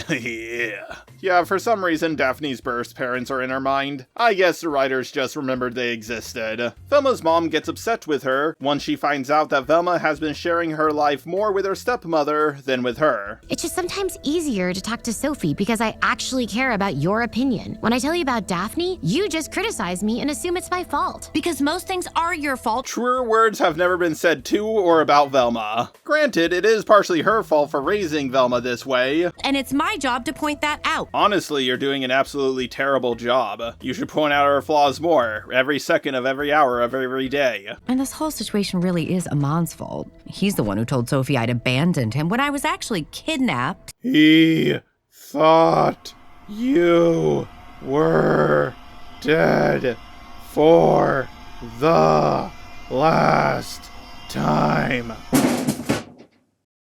I love that she's trying to put all the blame on her husband who thought she left her or was possibly dead. This whole situation is just a big misunderstanding. No one's actually the bad guy here. She went missing. He thought she either left or was dead. He moved on. I need to get info on the murder victims from the moms, but if I do it, the serial killer might figure out I'm onto them and go even deeper into hiding. But Velma, you're not onto them. You have no idea who it is, and the serial killer was not being very cautious. Norvell tells Fred that his grandmother is still alive, but he can't reveal her location because she's wanted by the government. Of course, Fred doesn't believe him because he doesn't have any proof. The real mystery of this show is why Norvell ever thought this stupid plan would work. The sheriff comes up with an idea to settle this argument between Norvell and Fred. A cook-off, because why not? Apparently, this is how Mindy Kelly thinks men will settle disputes once all the women are locked up. And honestly, she's 100% right. Each crystal holds a memory. Though, most of these are just you doom-scrolling social media. Mindy Kelly, just because you were doom-scrolling after this show was released, doesn't mean every woman is doing that. Yeah, Daphne is looking through her memories to find out who she is. Personally, I don't think she'll like the answer once she finds it. I mean, she is dating Velma after all. You want to know if you're a good person or a bad person. No, I don't. I know I'm a good person. You're dating Velma, there's no way you're a good person. Remember, sweetie, if you have to explain it, it's not funny. Ha ha ha, just like this show, am I right? Velma and her mom talk to the other moms to see if they can get info on the serial killer. At first they're talking about gardening, but then they quickly switch topics to talking about how great the serial killer is. Gotta be honest here, this is the most realistic depiction of how women talk. Y'all can't cancel me for that take, I'm right. Serial killer is never funny. I don't know, I think serial killers can be funny. I mean, have you read Elliot Rodger's manifesto? Funniest shit I've ever read in my life. Daphne is still surfing her memories, and we learn that her and the witch they-them did, something together. Then she rips her parents' faces off so they can cosplay as a Colossal Titan. Fred wins the cook-off even though he couldn't even cut a steak in Season 1. And earlier in Season 2 he didn't even know where toast came from. I'm not gonna lie, Norville seems like a guy who cooks for himself. So how Fred won is a mystery to me. But then it's revealed that Norville's chili is actually full of sleeping pills and it knocks them all out. Wow, those are the fastest working sleeping pills I've ever seen in my entire life. Wait, are you mean to me because you're jealous of me? Of course. You have a career, you made my house better, and your baby's more socialized than mine'll ever be. Huh?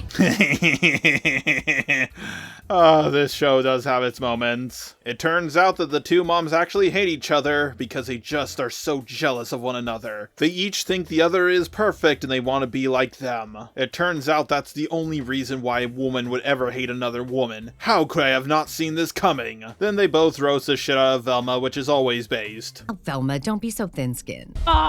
Base? Out of the darkness, the serial killer calls to Velma. She takes away the baby Sophie. So Velma, her moms, and Daphne's moms all chase after her. The two sheriffs use a taser as a grappling hook. I'm pretty sure those wires aren't strong enough to do that. But it turns out the serial killer didn't actually take the baby because the serial killer isn't actually here. The babies are intelligent enough to use their babble box to mimic voices. But Sophie's 2-month-old baby was just trolling them.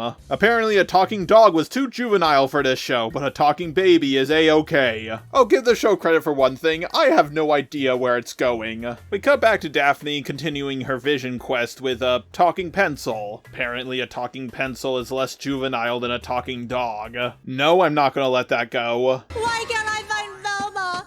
Is it because I am bad and bad people don't deserve good things? What are you talking about? Not finding Velma would be the best thing of all time. Daphne finds an improved version of Velma. It's a version of her where she doesn't have a mouth or a face. It turns out that this whole vision quest was for Daphne to be honest with Velma. I don't think this really involves finding your true self, but whatever. All the women in the cave start fighting with one another because, let's be honest here, this was an inevitability. Know who the serial killer is. Okay. What? Wait, is it you? Because I raised you better than that. No, you did not. Honestly, being a serial killer would be a step up from what she is now. Women are hella observant. We know everything about everyone. That's called being a nosy gossiper. So instead of attacking each other, maybe we can use our skills of observation to solve the case. Because Lord knows Velma's not going to be able to solve the case. Remember in Season 1 when the clues were literally being handed to her and she still had trouble figuring things out? I think the killer disguised their voice using a baby babble box. It could be a man. Okay, I'm gonna give you guys a minor spoiler alert. It is a man, but it's not a man in the way you think. Luckily for Daphne, she's finally back in her old body. Oh, and if you're wondering how the scientists found her brain, the cockroaches brought it back. Ew. By the way, I have no idea why the cockroaches love Daphne so much. All she did was kill a handful of them. They should be treating her like the genocidal tyrant she is. Where am I? Norville, if you're trying to human traffic me, my dad already tried, and the guys just said, too clingy. Oh, Fred is absolutely the best character in this show aside from his dad. Norville finally brings Fred to meet his grandmother. So now Fred knows that his mother is actually an awful person and wasn't possessed by the ghost of Dr. PragerU. This apparently, once and for all, stops the hallucinations. Spoiler alert, it's not a hallucination, it's actually her ghost. We'll get to that later. We learn that the baby babble boxes were actually designed by Project Scooby. I wonder what the writers were taking to come up with something like this. All the women pull their resources together, and they find out that every person who has been murdered by the serial killer was involved with Project Scooby. They were also all meeting with a lawyer, the one lawyer in town, Velma's dad. It was your dad. What? We get an after credits scene that reveals all the women have been released from the mines. And that's where this episode ends. I just can't do it. I can't take this shit no more, man. And you learn that Everyone's hiding something. I don't know nothing about no murders. Well, we tried. Can't blame us for asking. You also learned that people hate hiding things. Okay, fine. You got me. I'll tell you everything I know. I was the one who raised Velma, the worst person in the world. It's all my fault. Velma's dad is about to confess to something, but luckily he's saved by Gigi's dad. Velma's dad ends up under military house arrest, and this causes him to make toilet wine for some reason. Brother, It turns out that if Velma's dad talks about the murders that happened, the army is going to make him disappear. Telling Velma would only make things worse. Daddy and I saw Daphne cheat on you. What? First of all, based, and second of all, at this point they might as well make the babies talk. Family Guy did it and we never questioned it. Give me your shiv! Oh my god, Velma was the serial killer this entire time! Best plot twist ever! Okay, now obviously that isn't the case, but if it was, it would fix this entire show. I don't know what to do. Do I break up with her? Or do I hold it against her and use it as an excuse for every bad thing I do for the rest of my life? Velma, you've already been doing that. At least now you have an excuse. It's funny because it's true. You came to the right place. As popular girls, we're experts in cheating and getting cheated on. To be fair, that does happen to popular people a lot. Turkey Tom. And this is really bad. I mean, you didn't just get cheated on. She got cheated on with a they-them with a weird haircut who believes in witchcraft. Still not as embarrassing as having a girlfriend sleep with lyrics. You got cheated on before tomorrow's field trip to Sacramento. Wait, what? That changes nothing. Who cares? Nobody cares. Oh no, bus gossip. Rumors expand to fill the boredom, destroying innocent reputations just for fun. Oh my god, that's almost 1% as bad as the internet. Like seriously, after the internet was invented, who still cares about bus gossip? Mary Louise had to get an emotional support dog just because kids said she put her mouth on the water fountain. Believe it or not, I've actually been accused of that as well. And that's something I've never done. I'm a huge germaphobe. And it wasn't even her, it was me. Okay, that was actually pretty funny. And it's not just your reputation on the line. If Daphne doesn't pay, she'll cheat on you again. First of all, Velma has no reputation to uphold. Second of all, Velma's an awful person in every single way. Getting cheated on is just something she'll have to learn to deal with. So the plan is you become the best girlfriend ever. Like, take her podcast recommendations level girlfriend. No one would fall for that. No one is that good of a romantic partner. You confront her about cheating in the middle of the state capitol building rotunda. The only thing people will gossip about after that is where we should hold Daphne's social funeral. I mean, didn't she already have a social funeral after she started dating Velma? Also, we were just told that the popular girls cheat and get cheated on a lot. So Daphne cheating on someone like Velma really shouldn't be treated as a big deal. So the only way to keep from being destroyed socially by rumors is to destroy Daphne first? Exactly. Oh my god, this is almost as toxic as drama YouTubers. You can't catch me for that take, I'm right. But wasn't Velma already destroyed socially? In episode 1, she herself said, "I'm weird and no one likes me." People were having their social lives destroyed just by being friends with her. Okay, if that's how it has to be. I love that it only takes the threat of gossiping for Velma to destroy her relationship. Like, I always thought Brian Griffin was a weird insert for Seth MacFarlane, but Velma being a self-insert for Mindy Kelly is so strange. We'll be your chaperones. And as victims of education budget cuts, we'll also be your tour guides. So today... That girl looks like she's been smoking the good stuff. I think I found the person that Norvell got his dirty pee from. Fred is excited to go on the roller coaster. But then Daphne's moms tell him, listen kid, you're not in middle school anymore. The only thing these kids care about is hooking up. Now I get that Fred is socially retarded, but he was hooking up with Daphne in episode 1. Dude is canonically hot. Have you thought about how we hook up? I'm down for anything. I just don't want to get a concussion. Yeah, that is a very good question. What is he gonna do? Put his joystick between her folds? I mean, I've heard the term mindfucked before, but I don't think this is what it was referring to. Why must you hurt me in this way, Harry? Velma has been psyching herself up to destroy Daphne, but unfortunately she's feeling troll's remorse. Velma is gonna be sitting with Gigi, so Daphne can sit with the girl that Velma thinks she cheated on her with. Yeah, that makes sense. We have to tell her what we did, even if it threatens your moral superiority. What we did? She's a witch. She's not morally superior to anyone. Well, except for maybe Velma. And I'll always be morally superior. I'm the only one in school not looking at Brenda's nudes.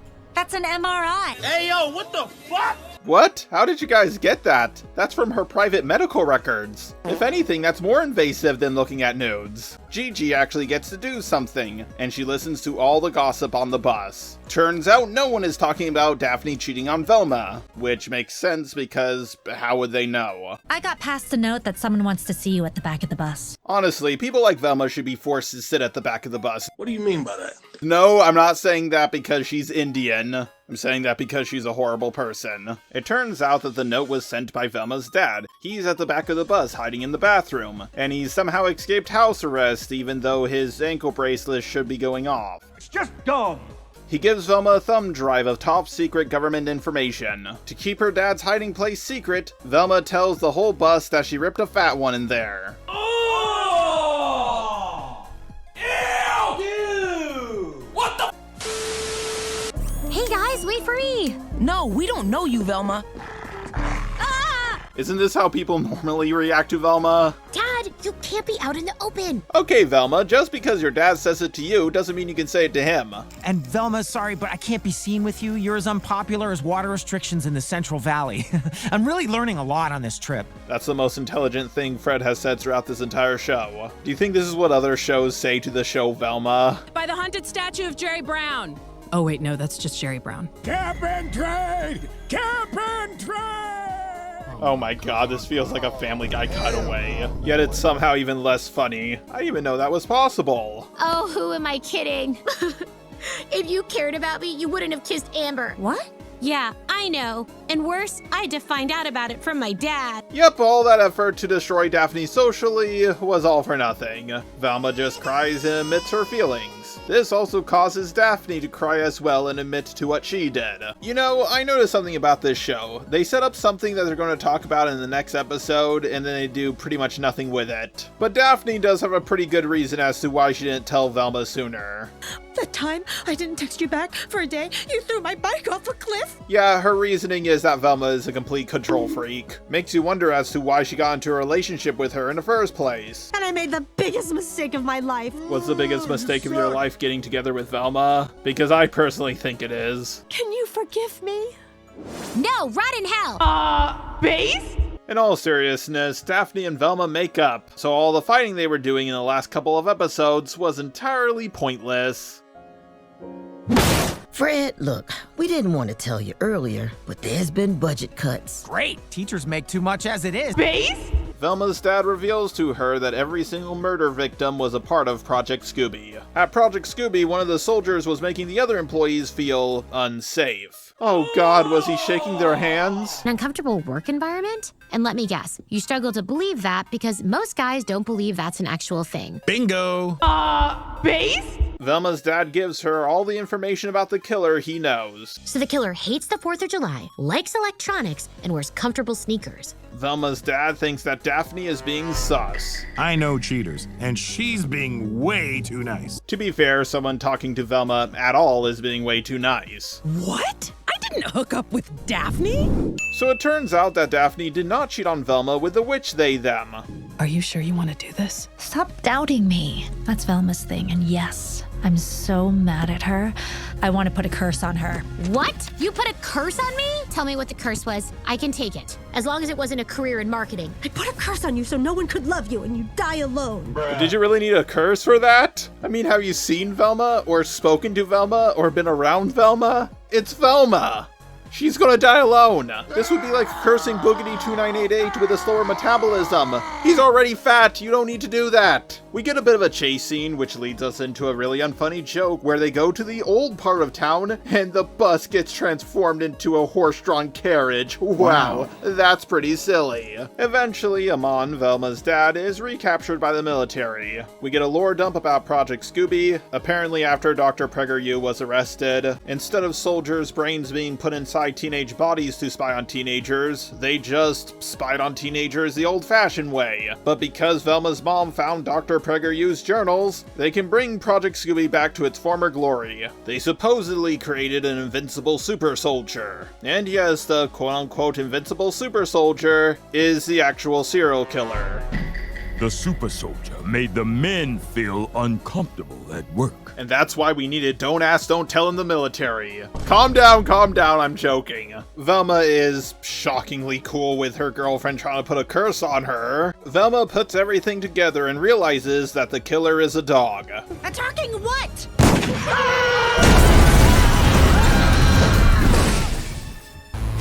Okay, that's not actually how the series ends, but Velma does get kidnapped by the killer. Nice. We get an after credits scene that shows us the witch they them is working for Dr. Prager Yu. You crushed it! I fucking bet you! When I was little, it was easy to spot a villain. Yeah, all Velma had to do was look in a mirror. But in all seriousness, yeah, when I was little, villains were a lot more simpler. But over time, villains have gotten more complicated. Yeah, I'm not gonna lie, sometimes I do miss 80s villains. Don't get me wrong, having a villain with a complicated backstory is great and all, but sometimes I miss the villains who are just evil for the sake of being evil. Nowadays, when judging villains, we have to ask, do people hate you because you're bad? Or are you bad because people hate you? People hate you because you're bad, Velma. By the way, if you haven't seen this season or heard anything about it, we're about to get to the reveal of the villain, so, brace yourself. Hello, Velma. I'm Scrappy. Yep, the villain is Scrappy Dappy Doo, and he's voiced by Rexplode. Yes, I'm aware the voice actor has a name, and he has voiced other characters, but let's be honest here, whenever we hear that voice, we just think of Rexplode. Okay, every student has been accounted for except 2. Okay, that's kind of a funny background joke. The guy who got his leg cut off in season 1 now lost it in a car crash. It's not distracting, it's on your face, it's just a subtle joke in the background. Honestly, props to the animators for that one. Velma was dragged away by the serial killer. Who's gonna solve this mystery now? Probably someone who's actually competent at solving mysteries. So the US military show up to find Velma, but then Fred's dad, who represents his own privately owned company, says that he's going to be the one to find Velma. They kind of get into like a mini Cold War with one another, constantly bringing out bigger and bigger megaphones. The joke goes on for way too long and it isn't funny, like, at all. A talking dog named Scrappy? How is that even possible? How is it possible? Ta-ta-ta-ta-ta-ta! You stupid And cutting-edge technology. Mostly cutting-edge technology, if I'm honest. Yep, Scrappy-Doo is the main villain, a super soldier created by the military. Now, if you couldn't see this coming, come on, the clues were right there. Obviously, this is where the show was going all along. I'm not evil. I didn't kill those men. Scrappy-Dappy-Doo! Okay, but those weird outbursts are making me very uncomfortable, which is the same complaint the victims had before they were murdered. Yeah, so Scrappy's catchphrases seem to be like tics that he can't control. He seems to have Tourette's or something. The military was the one who made him like this, so honestly, if he makes him uncomfortable, it's kind of on them. Scrappy reveals that his catchphrases were programmed into him so he could infiltrate meddling kids. Scrappy tells Velma that he didn't intend for anyone to get hurt, he just flipped the bus over and kidnapped her so she would help him. Now, I don't know how you flip a bus over without the intent to hurt someone, but whatever. According to Scrappy, the real serial killer, the one who's framing him, is actually Gigi's father. Velma doesn't believe him because even a plot twist like that would be too stupid for this show. But to prove to you that I'm innocent, you're free to go. Wait, really? She could have escaped that easily? The latch wasn't locked or anything, she literally just had to lift a finger to escape? And yes, I know I say the word escape weird, you don't have to tell me in the comments. Norvell's grandmother meets up with the others. Apparently, the manhunt for Velma made her old hiding spot unsafe. Yep, she's another person whose life was almost ruined by the existence of Velma. I've been secretly working for Dr. Perdue because Fred's mom is a ghost. Yep, ghosts are now real in this verse, and Norvell wasn't actually hallucinating. Apparently, being haunted causes the same hallucinations as being hypnotized by brain scientists. I'm lost and I'm gonna die out here. Do you want some water? Just kill me already, please. She couldn't even run 100 feet before collapsing. God, this show shits on Velma so much. For the 50th time, Velma is the weirdest self-insert ever. Scrappy-Doo shares his backstory with Velma. I would play it for you guys, but I don't think anyone cares. Plus, he's probably lying. So that's why you're called Scrappy. No, Scrappy is a portmanteau of shitty and crappy. Honestly, if that's the case, it really should be Velma's name. Scrappy ate Gigi's dad's shoes, and that's why he allegedly hates him. Apparently, Gigi's dad was the one who attacked Velma at the graveyard. Apparently, Gigi's dad was the one who made the other employees at Project Scooby uncomfortable by getting them to sign a petition to get rid of Scrappy. Because no one signed his petition, Gigi's dad decided to kill all of them and frame Scrappy. People are still searching for Velma. Apparently none of them noticed a cave with a light coming out of it. So we learned from Norval's grandmother that ghosts are actually everywhere. She literally scientifically proved the existence of an afterlife. Why is she in hiding? She should be running the world. She hired the witch they-them to work for her because they could tell that she was inside Daphne's body. False alarm. It's only Velma. Velma lies to everyone, saying that she didn't come across the killer. She was just wandering in the woods. Like how I do after I eat one too many magic mushrooms. For some reason, they all believe this, even though they saw her get dragged out of the bus. Velma's mom is going to accept the proposal from Fred's dad. So now Velma will be rich on top of being evil. Velma, what's really going on? And how are you so chill about your mom marrying William? You said the only stepfather you'd ever accept was Rahul Kohli. Wait a second, I thought they said it was Don Lemon in season 1. Velma introduces Daphne to Scrappy Dappy Doo. I'm just as confused as you are, trust me. I'm not hiding anything, it's just a theory. Hey, my dad and Dia got engaged. You know, if there are ghosts in this world and every ghost can do this, then you have to wonder as to why they were a mystery up to this point. This is kind of my problem with urban fantasy in general. Like in Harry Potter, oh, the wizards have to keep themselves secret. Then are the dragons and other magical creatures in on this as well? Sure, a group of humans can keep themselves hidden, but a dragon doesn't give a fuck. Daphne rightfully points out that Gigi's dad being the murderer doesn't really make any sense. Scrappy attempts to explain everything away, but his reasonings just don't make any sense. Also, apparently, Scrappy doesn't know who Uncle Scooby is. I see with my nose. A ball of string? I don't get the joke. Do you guys see the joke? Cause I sure don't. How can you believe him? Because I've been him. Oh my god, Velma used to be an invincible super soldier dog who killed a bunch of people? Everything is making sense now! In all seriousness, relating to someone that no one believes just because no one believed you when something happened is pretty stupid logic. But Scrappy's in. Why not just grab Dawn right now? Because Dawn's guards are armed with my one weakness. Vacuum cleaners. You know, it's a pretty dumb idea to make a super soldier whose weakness is vacuum cleaners or any form of loud sound. This is why autistic people aren't allowed to join the military anymore. I think we might be able to isolate Dawn at the one thing all true sociopaths love, a bachelor party. Velma, just because you're not invited to them doesn't mean that the people who celebrate it are sociopaths. Also, this is one of the lamest jabs at men I've ever heard in my life. Women sometimes have baby showers, therefore they're sociopaths. You see how lame that is? Apparently, Velma isn't referring to Fred's dad's bachelor party. Instead, she's gonna get her dad to propose to Sophie so he can have a bachelor party. Well, that seems unnecessarily complicated. My dad's. We're gonna get him to finally propose to Sophie. I mean, there's already a bachelor party about to happen. You don't need to create another one. I think Velma just wants to ruin her dad's life out of spite. Stay here with me. What? Why? In case Velma does something stupid. Well, that's gonna happen no matter what. Norval tries to fight the ghost of Fred's mom, even though she's intangible, so he should know this won't work. You were haunting me? As if living white women don't already haunt me enough? I can't believe this season has only taken 3 to 4 jabs at white people, and it's almost over. Honestly, I'm kind of disappointed. Apparently, Fred's mom's ghost actually was haunting Norval because she thought she was a hallucination. No, I do not know why. Once she found out she was a ghost, she started pushing Fred to become a better man. So in a way, she kind of became his guardian angel. Well, if you really want to prepare me for the world, I know one thing that might work. A hug.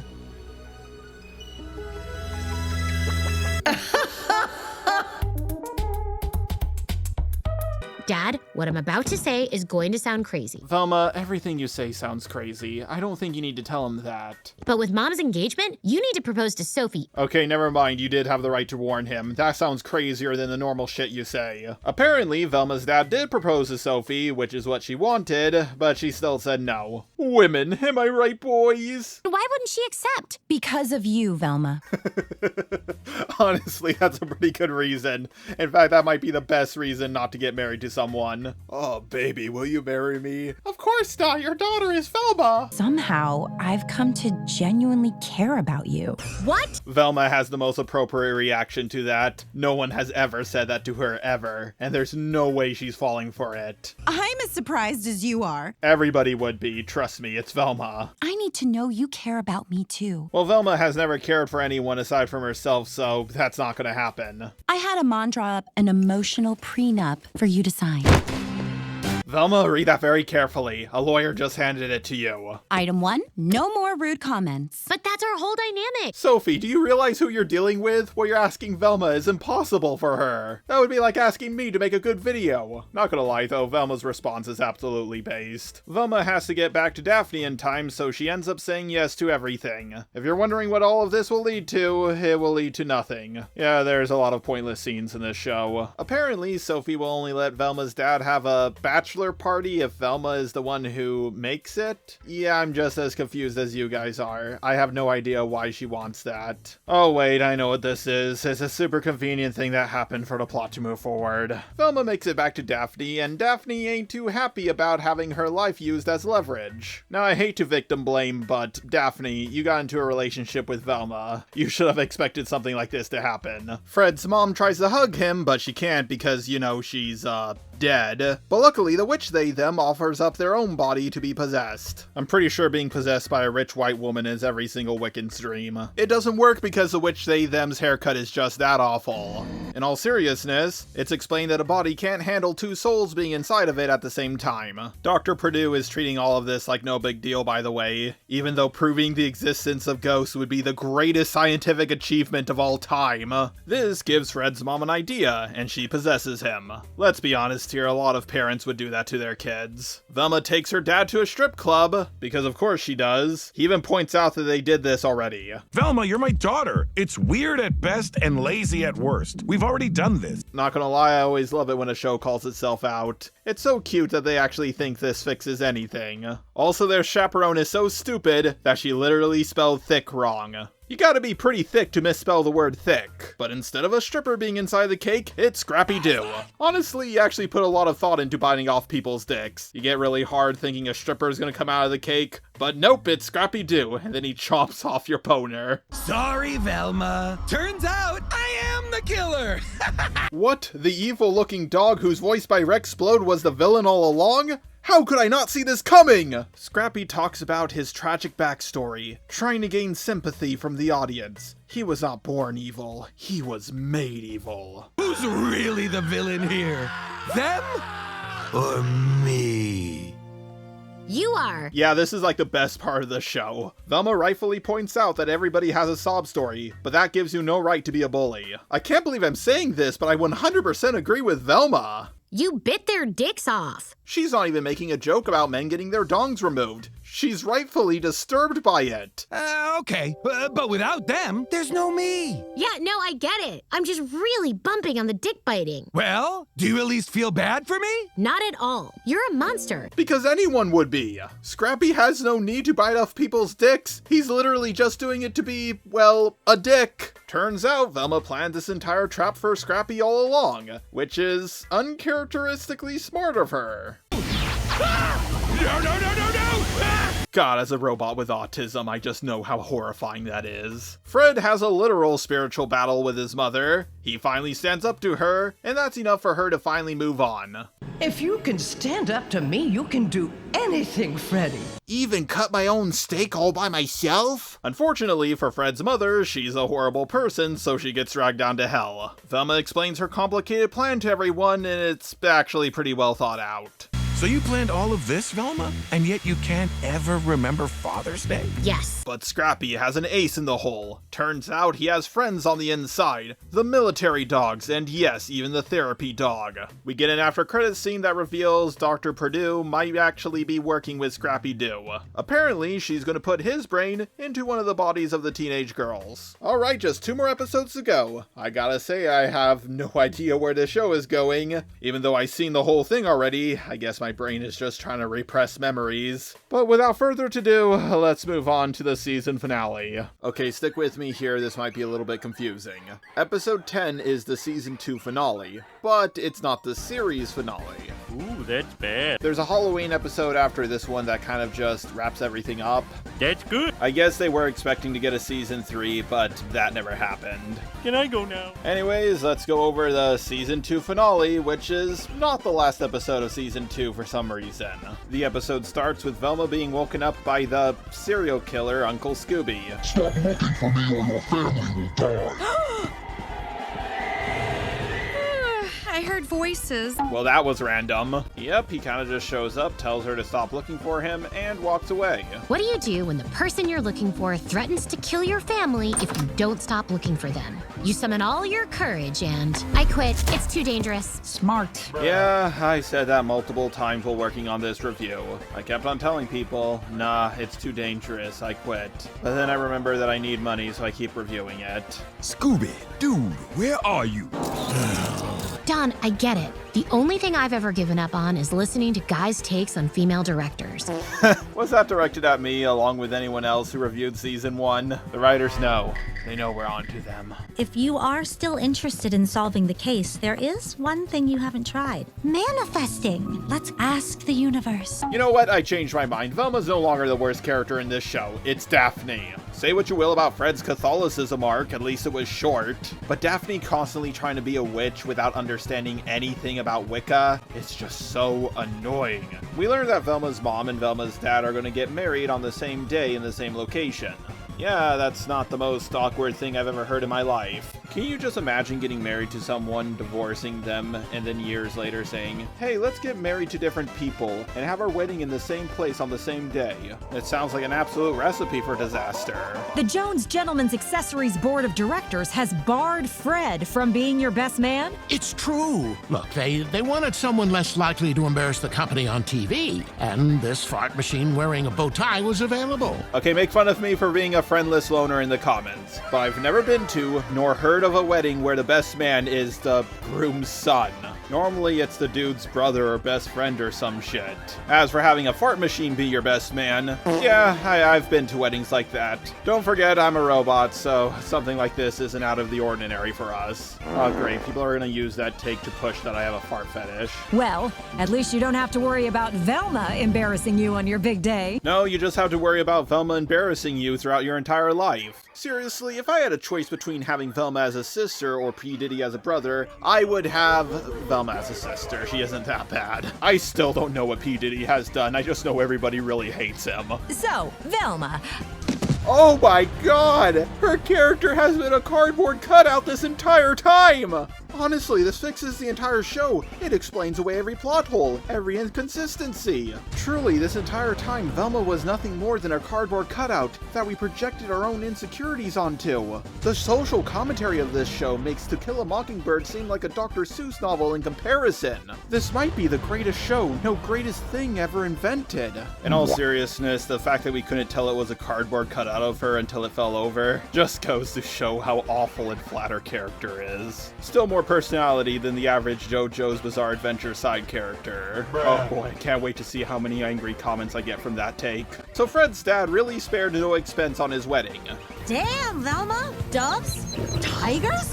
Elton John. What, he even got the world's ugliest gay man? Y'all can't cancel me for that take, I'm right. So it turns out Velma's not with her parents because she's trying to swap bodies with Daphne. She says it's because she wants to investigate, but I think she's just using it as an excuse to be attractive for once in her life. Keep in mind, there's nothing stopping her from disguising herself as a guy again. Or maybe she's doing this so she can get inside Daphne. Honestly, I'm surprised they didn't go for that joke. Daphne agrees to do this so she has a chance to be on live TV, even though it won't be her face on TV because she'll be in Velma's body. You can't really brag to people about being on TV when they can't recognize you. Norville finds out that his grandmother has the bodies of the hot girls. That is, something I had to write in my script. But Norville's grandmother actually comes up with a decent excuse, telling Norville that she was actually fixing up the bodies so they can be used again. But what if you, like, put Lola's brain back for just, like, an hour?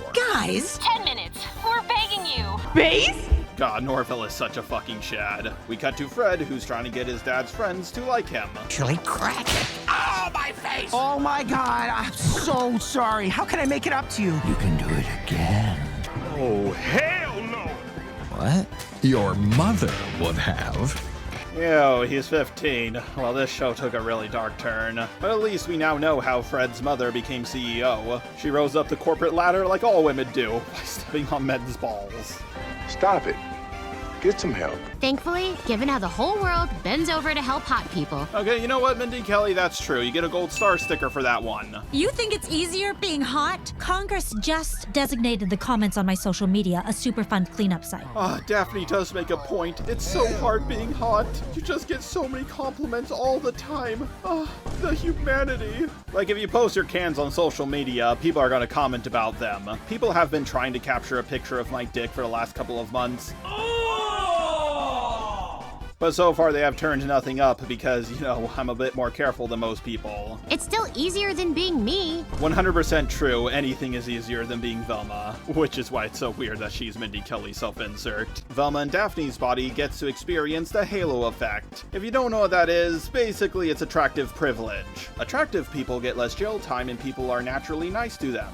Basically what I'm saying is, if you see an attractive person, aside from me, you should be mean to them. They deserve it. To my girlfriend, if you're watching this is why I'm so mean to you. It's because I find you attractive, baby. Yeah, I am sleeping on the couch tonight. Velma and Daphne's body is allowed to take out library books without having a library card. Turns out having fun isn't hard even if you don't have a library card. Even though you required my friend Velma to put down a $500 deposit. She burns the novels by sexist male authors, which is most of them. Oh, well that explains what happened to all the books I wrote. Keep Velma as far away from the H.P. Lovecraft section. She might use it to start a nationwide fire. But then Velma learns that she has to deal with microaggressions as an attractive person. No, they're for me. And you're funny for an attractive person. Yeah, the thing about microaggressions is, well, they're micro. Don't get me wrong, my roommate really hated it when people would say to him, "You're really articulate for a black man." Microaggressions are important and we should be aware of them. However, microaggressions are micro. However, you shouldn't let comments like this completely ruin your life or ruin your day. People really don't mean harm by it. Sometimes people will say to me, "Wow, you're very high functioning for an autistic person." I'm just like, yeah, whatever. I have more important things to be mad about at the end of the day. For example, this show. Thank you. You're welcome. Wanna get a coffee? No thanks. Bitch. Base? But Daphne is also learning that being an ugly person isn't so easy. And why are you smiling like you're used to that fixing things? Because it always has? Yeah, even pretty people know that if they smile, they get something out of it. Gross! I'm with Velma and Daphne's body. She's 15, for God's sake. What they're doing is illegal in all 50 states. Fred is winning over the board of directors and oh God, come on, he's 15. And also prepubescent, apparently. Did the writers of Big Mouth take over this show or something? Daphne, I owe you an apology. You owe the whole world an apology for existing, Velma. I didn't think there could be a downside to being hot. Well, that's because there isn't. It's all perks. So let's go switch back our brains and agree that all women deal with some really annoying shit. Yeah, like paying off your expensive student loans for getting a useless degree. Norville is about to get it on. Unfortunately, he mixes up with body the brain belongs to. The brains tell Velma and Daphne's body that Dr. Perdue still has the bodies of the hot girls. Velma confronts Norville's grandmother, accusing her of being Uncle Scooby. She, of course, denies this. For some reason, Velma believes this, even though she has been lying to her, like, a lot. Like, seriously, anyone would deny being a serial killer. According to her story, Uncle Scooby actually found out that she was still alive, and she was offered a deal. Help them, and she gets a body of a hot girl. Honestly, almost anyone would have a hard time saying no to that offer. Uncle Scooby shows up, and he takes Velma's brain out of Daphne's body. With no form of stimulation, Velma ends up in the source wall from DC Comics. What's going on? Am I in heaven? No, Velma, you're definitely not in heaven, and you never will be in heaven. Fred becomes his dad's best man because he beat the shit out of his investors. Sophie can't find Velma, so she assumes that Velma is actually planning to ruin her wedding because she still hates her. Believe it or not, this is actually a plot point. She calls off the wedding, even though she doesn't know that Velma is trying to ruin it for sure, and Scrappy breaks out of prison. Norvell's grandmother reveals to him that she's actually working with Scrappy. We cut back to Velma in the White Void. Now you're probably wondering what her spiritual journey inside her mind is going to be like. Well, she doesn't go on one. Daphne wakes up and puts Velma back in her body. Well, that was pointless. We get our gay kiss, so the writers can point to that as the reason as to why the show got canceled. Velma figures out who Uncle Scooby is, but Daphne gets captured by him. Then do it. What? Do it. Base? Uncle Scooby makes a run for it, but then he gets knocked out by the witch they-them. From the time Uncle Scooby attacked me in the graveyard, they could have killed me to stop my investigation. So why didn't they? Yeah, that's a good question. Honestly, Velma, everybody should just try to kill you on sight. So we get to the reveal of the serial killer, and yeah, no one would see this coming. Sophie? So, how'd I do? A+. As usual. What do you mean by that? It was stated in episode 1 that Norvell emails Velma his answers. She only ever gets A+s because someone helps her out. This is literally the first time Velma has been right about anything in this entire show. As a young, hot female officer in the military, no one took me seriously. Okay, she might have a point. Remember that really cute and hot Crimea woman? She was like the Secretary of Defense or something. She was like everywhere on the internet 6 to 8 years ago. Yeah, that one. Oh no, wait, she was the Attorney General of Ukraine. It was grueling, thankless work. Wait a second, they made you an undercover agent? That sounds awesome. Most soldiers never get the opportunity to do that. Yeah, of course your undercover job sucks, but still, you're practically like in the CIA or something. She comes across Velma's mom reading Dr. Purdue's journals. Naturally, this gives her the brilliant idea to, create a super soldier who's a talking dog. She tells the general her plan while she's dressed up as a dog trainer. She does this so they will actually take her seriously. Yes, she did find a way to keep men from sexually objectifying her. She used an ancient technique called covering her body up and not wearing a sexy outfit. Like how the school board makes girls cover their shoulders at school instead of making male teachers just mature. Exactly. I don't know about you guys, but if I was a male teacher and a bunch of my female students were wearing revealing outfits, I don't like where this is going. I would also feel a little bit more comfortable if they covered up more. Granted, I do know 100% for sure that what I just said is going to be twisted to making me sound creepy. Stop! But this needs to be said. Parents, make sure your teenagers dress decently. Oh, that's victim blaming. Okay, if you think that's the case, put on a Klan outfit and go to a black neighborhood. Oh, don't teach me to not hold the signs for Die Hard in a black neighborhood. Teach black people not to get upset with me.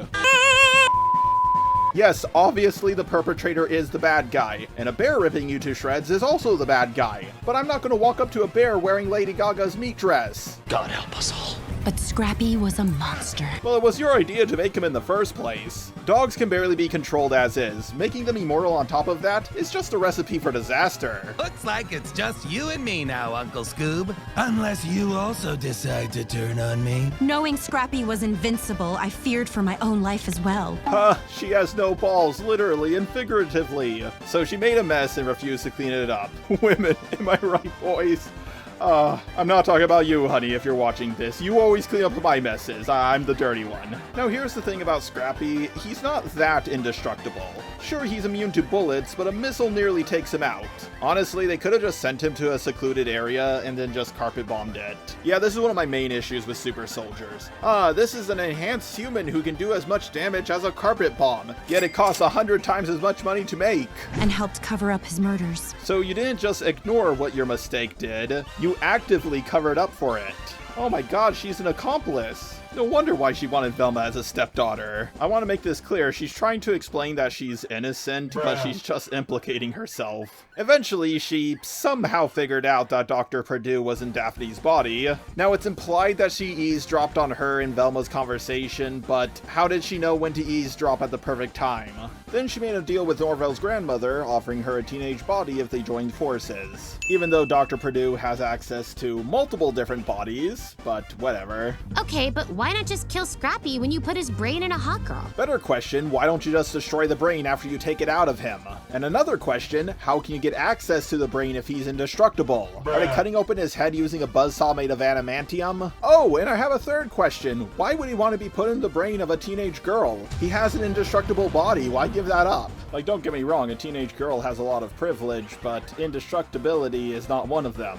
Apparently, she wasn't going to do any of this because if she did, he would sense her nervousness and kill her family. No, I do not know how she knows this. The writers are trying to explain away this plot hole, but they ain't doing the best job of it. Also, this is all rendered pointless because Dr. Perdue put all the brains back in the teenage girls. Scrappy, of course, finds out immediately and he ain't too happy about this. He even kills all the members of the GTA board. No, Scrappy, go back to killing those other people!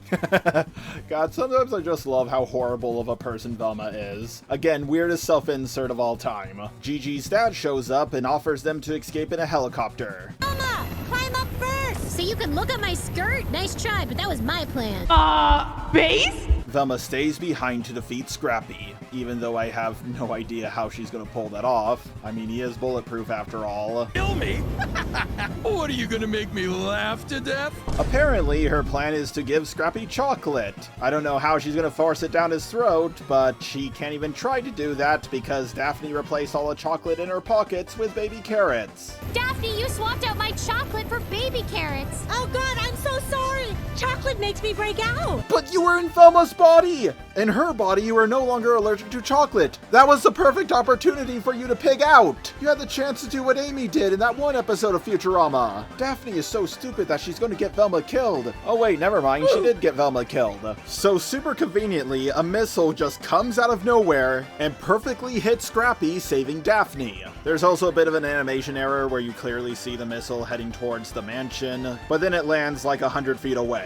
Like, realistically speaking, at the angle it was going at, it would have also blown up Velma. The missile explosion causes the helicopter to crash. Scrappy killing the board really screwed me, Daphne. They were gonna make me CEO. Huh? What? Fred's dad has the most appropriate reaction. Fred couldn't even cut his own steak, yet he could become CEO? Well, actually, considering most CEOs nowadays, I don't think a lot of them know how to cut their own steaks. Also, I kind of find it funny that the witch they-them is bandaging him up. I thought she would use crystals or some shit to tend to his injuries. Lola breaks up with Norville now that she has a body, and Scrappy managed to survive the missile. Yeah, he just walks out of the smoke like a Dragon Ball character. He charges at Daphne. Gigi's dad shoots him even though he knows he's bulletproof. It's okay, I'm coming. Ew, gross, Velma, I did not need to know about that. Velma possesses Scrappy and manages to kill him. Yeah, it turns out any ghost could do that whenever they wanted to. Yep, magical witchcraft mumbo-jumbo is more powerful than the US military. By the way, wouldn't Scrappy also come back as an immortal ghost, making him more powerful than ever?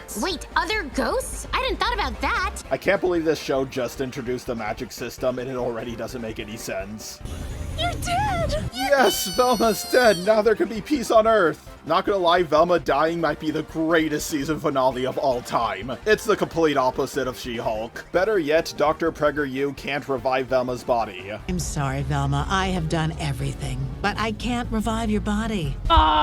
Base? Nor was I able to remove your Cuomo Fauci 2020 tattoo. I swear one of the writers for Family Guy worked on this show. I just walk into the light and hope I'm judged on my actions? Yeah, do that, Velma. It's one-way ticket to hell. But according to this, I might be able to bring you back on Halloween. No, please don't. Just leave her dead. Ah, great. They made another episode after this one. Shit, they did it. So that was Season 2, Episode 10. Gotta be honest, this was an absolute pain to go through.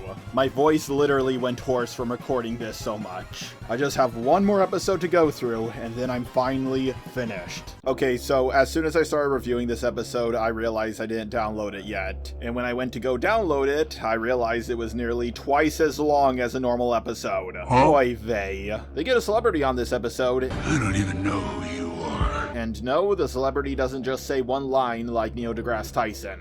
This celebrity shows up throughout the entire episode. That paycheck better have been worth it. Now obviously, this celebrity more than likely recorded her lines before the first season was even out. She probably forgot all about it until the episode was released. Then she woke up, opened up Twitter, and saw a lot of nasty comments. Do you want to hear a scary story?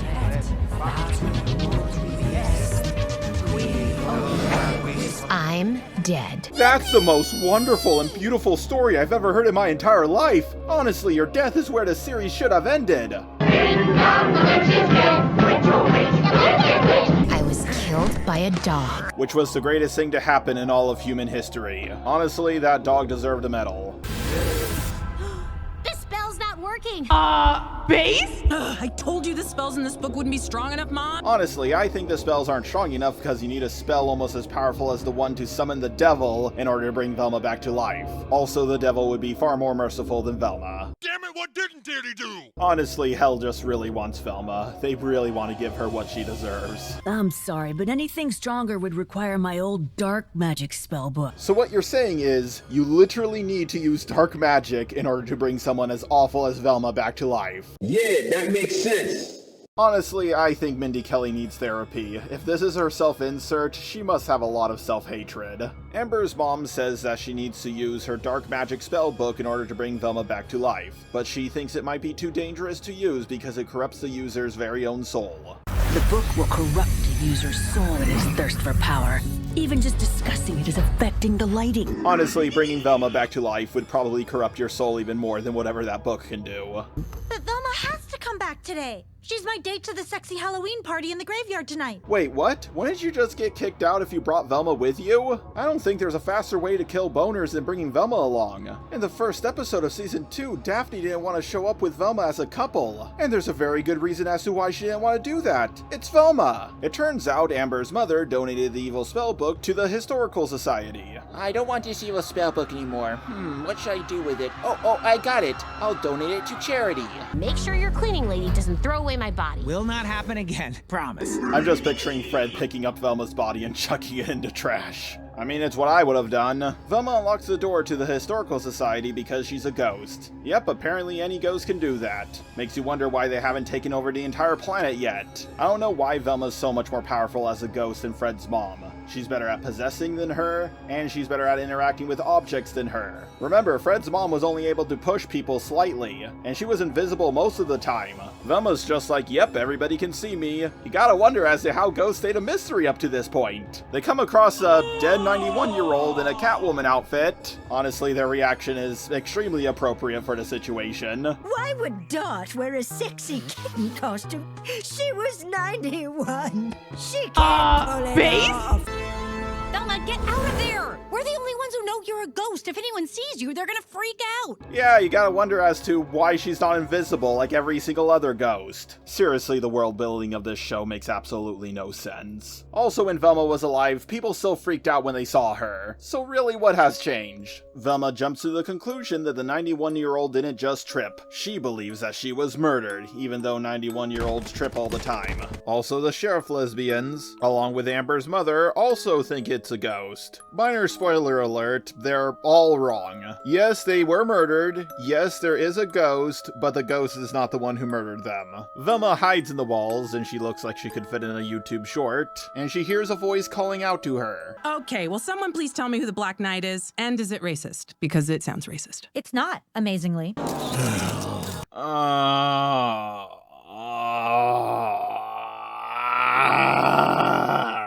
That line actually caused me physical pain in real life. Everyone, and I mean everyone, already knows that a Black Knight is not a knight who is of African descent. It's a guy in black armor who doesn't follow a leader or a king. He's a lone wolf. On all levels except physical, I am a wolf. Or maybe he works for an evil wizard or something. Point is, no one ever hears the term Black Knight and thinks of a black person in armor. The fact that anyone would believe this is a racist thing even for a second is absolute cringe. We learned the legend of the Black Knight. Apparently, over half a century ago, during the very first sexy Halloween party, all the popular kids threw a sexy Halloween party, but losers weren't allowed in. One guy in the Black Knight costume desperately tried to sneak his way in, but he was caught and they all shoved him off a cliff. Honestly, I can't tell you how many times that has happened to me in real life. And now, every couple of years on Halloween, someone in a sexy costume dies in a falling accident. Okay, I get that, but aren't people more likely to trip and fall in a costume? You're wearing bizarre clothes, you're not used to wearing high heels, and all of a sudden you are wearing high heels. Combine that with underage drinking at a party, yeah, you're gonna trip over. Yeah, no, this sounds like good old puritanical propaganda against sexual expression. Thank you. Oh my god, shut the fuck up. Ghost stories / urban legends / old wives' tales are not created just because, oh, someone doesn't want you wearing a sexy costume on one specific day of the year. Do you know what sex-negative country you get those costumes from?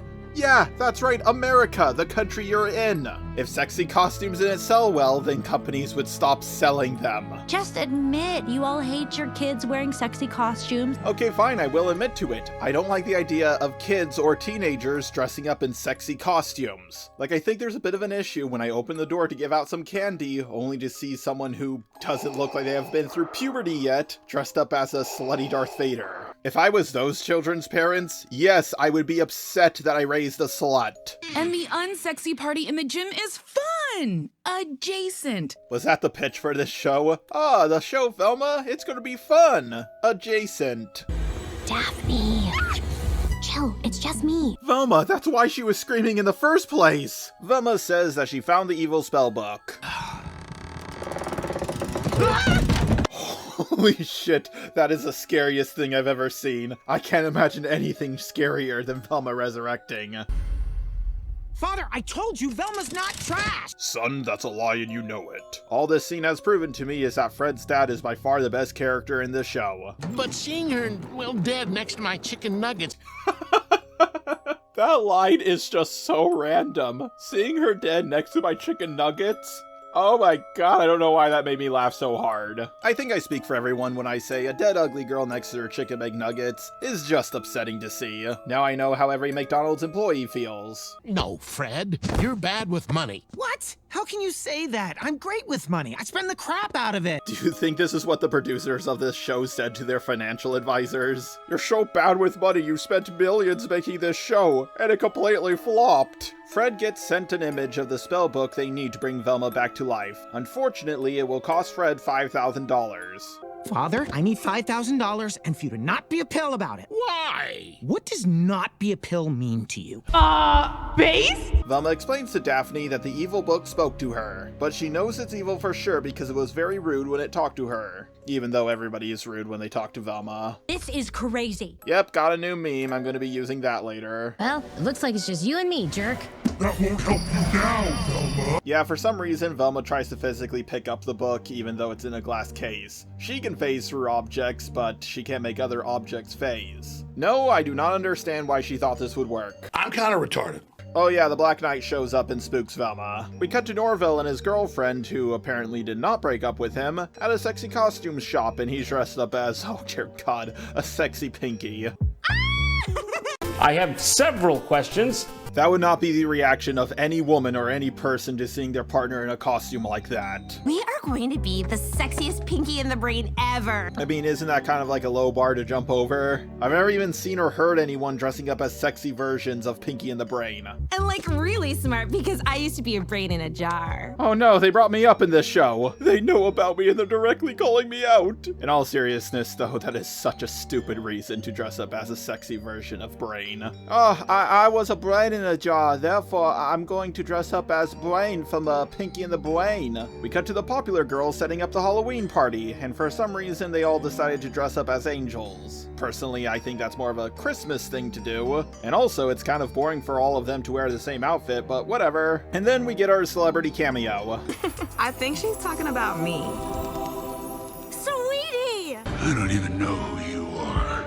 I do not know who this is, and I do not care. It's like when Megan Thee Stallion showed up in She-Hulk, all I could think was, who are you and why should I care? When you DM'd me 1,000 times saying your girlfriend had died saving the town from an evil talking dog, and the only thing that could cheer people up was me, I was like, This girl is crazy. Well, that's because Daphne is crazy. She completely rewrote history. What actually happened is that the evil talking dog saved the world from Velma. I'm so sorry because I have to cancel. What? Base? She came all this way just to cancel on her. This woman is cold. And I just heard there's some night killing people in sexy costumes. Well, you should assume it's probably a meaningless urban legend. And if you do believe it, just don't put on a sexy costume. Like, has this ever happened in real life? A celebrity came to a town to perform and then went, guys, I can't do it. I heard there's urban legend that sexy people die here. And I'm really rich and famous and attractive, so I'm not gonna do it. Sorry that I came all this way just to tell you no. This must be very confusing for you. Turtlenecks are low-key hot. Mindy Kelly so wants to bone Steve Jobs. Daphne begs her to stay, but she says she can't because her backup dancers won't show up. But then Daphne and her friends say that they can be the backup dancers. Yep, this whole scene was, hey, I know I showed up, but I'm not gonna perform. Please do it, we'll be your backup dancers.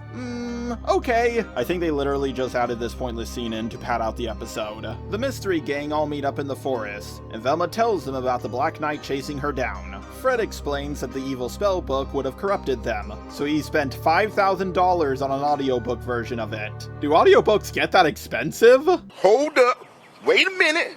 Something ain't right. I've listened to a handful of audiobooks and none of them were even close to that expensive. Hello.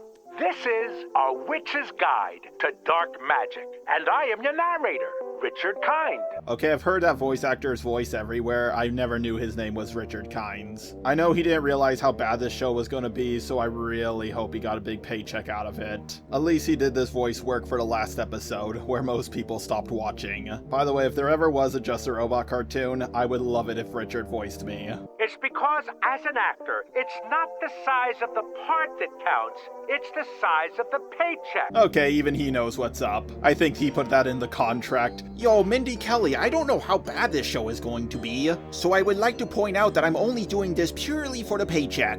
Velma and the others skip ahead in the audiobook to find out the correct spell to bring Velma back to life. Evil Spell 57. How to create a large language model AI. Everyone's using those nowadays. This did not age well. Eventually, they come across the correct spell. They do all the preparations, but it turns out that they need to face their greatest fear in order for the spell to work. I've already faced my greatest fear reviewing this show. No, it makes sense. See, dark magic runs on fear. I think that's actually why spirits can only cross over on Halloween in the first place. Not the best logic, but it makes sense. Okay, what's everyone's greatest fear? Mine is either global warming or Taylor Swift retiring. Let's pray it's global warming. Oh, God.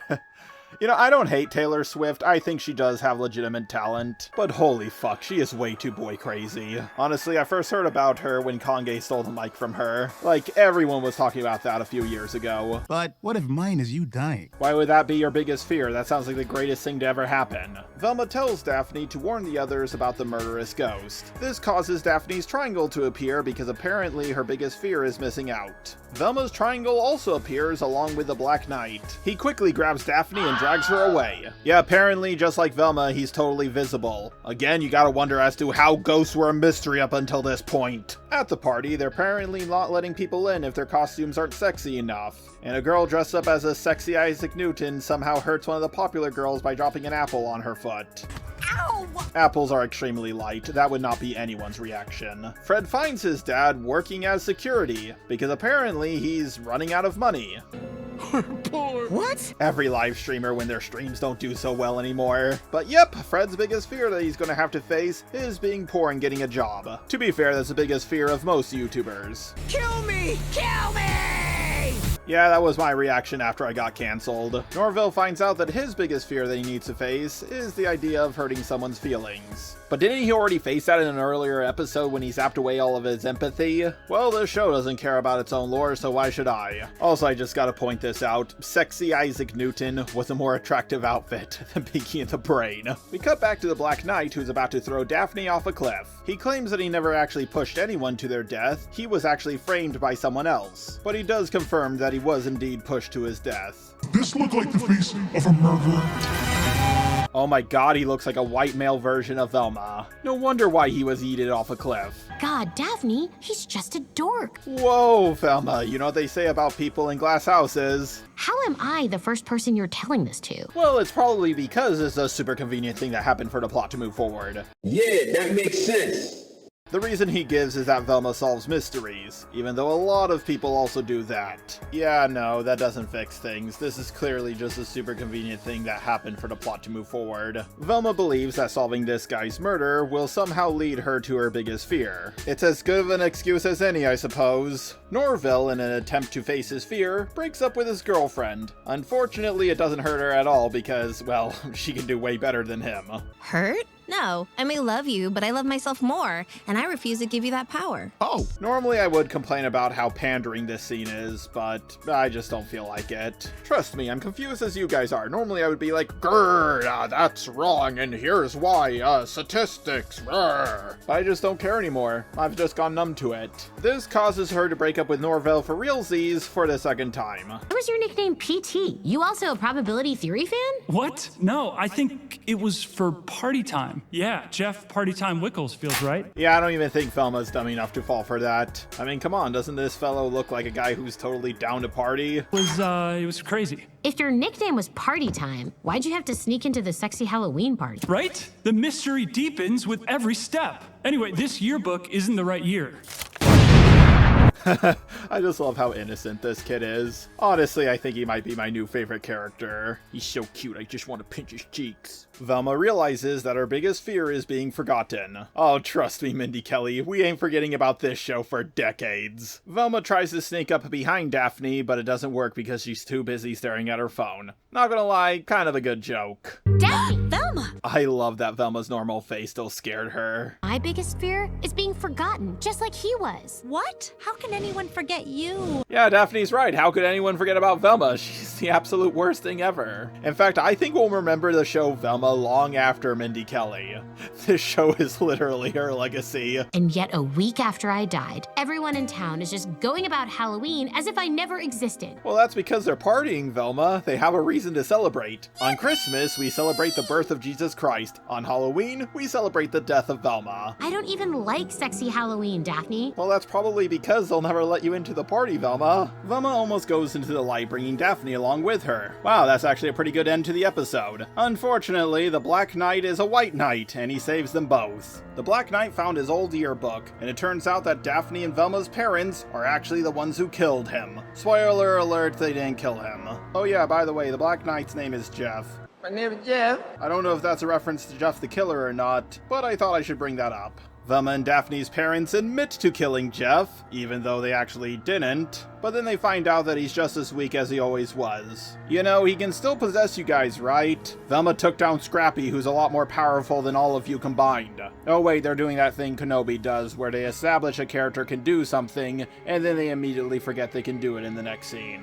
You can't keep getting away with it! The Mystery Gang's parents all know that Velma is dead now, and they take it surprisingly well. Didn't murder you.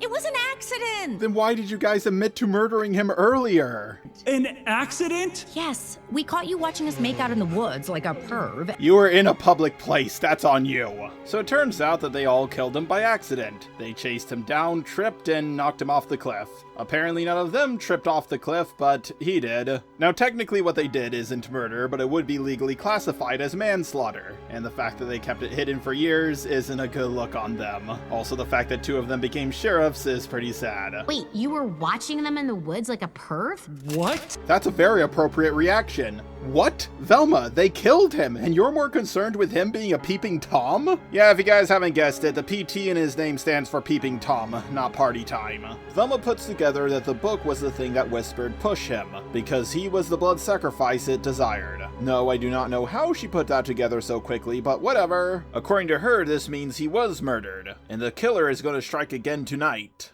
Sweetie, please, I need a job. I brought my friend Norville to vouch for me. Sweetie, don't hire Fred. He's useless. Dude, I told you, she already knows that. I know. You know what? Fred is the greatest American treasure since Tobey Maguire. Honestly, give him his own spin-off show. I love this kid. Someone in a Black Knight costume is about to kill Sweetie. But luckily, Fred comes in to save the day. Oh my god, he's so cool! Of course, she saves him right back afterwards because, you know, equality and all that. Everyone sees who the true Black Knight is, and they chase them down through a forest. Oh no, I tripped again! Okay, not gonna lie, that was actually pretty funny. They set up the joke and they gave it a payoff. A+. But unlike last time, they all fall with the Black Knight. You gotta wonder as to how they all didn't fall the first time. But luckily, Jeff saves them. He was not Jeff the killer. He was Jeff the savior. We get the reveal of who the Black Knight is. It's... Oh my god, the old woman! Wow, there was absolutely no build-up to this. Also, this is a third female serial killer in this show. Evelyn? Oh, thank you for saying the name. I thought it was the Queen of England. So it turns out the reason why the old lady did all of this is because the Dark Spellbook corrupted her. It feeds off fear, and Halloween is the day that it was at its most powerful. But because everybody started wearing sexy costumes instead of scary costumes, the book started to lose its power.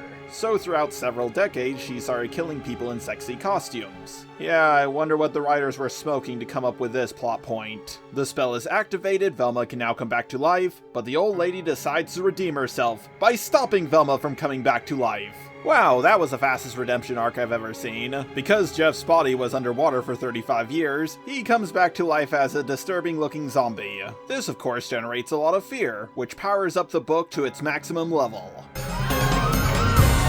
Lots of people leaving. Think there's room for us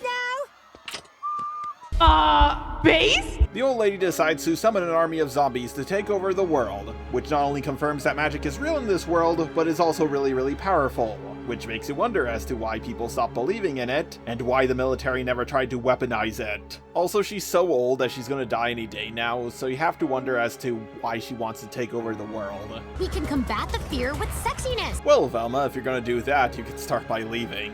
The Velma are sexiest people. The hot girls are all banged up. Oh, sweet Mecha Jesus. I know some people like it rough, but I think they took it a little too far. That's a very narrow view of sexiness, Daphne. Oh no, come on.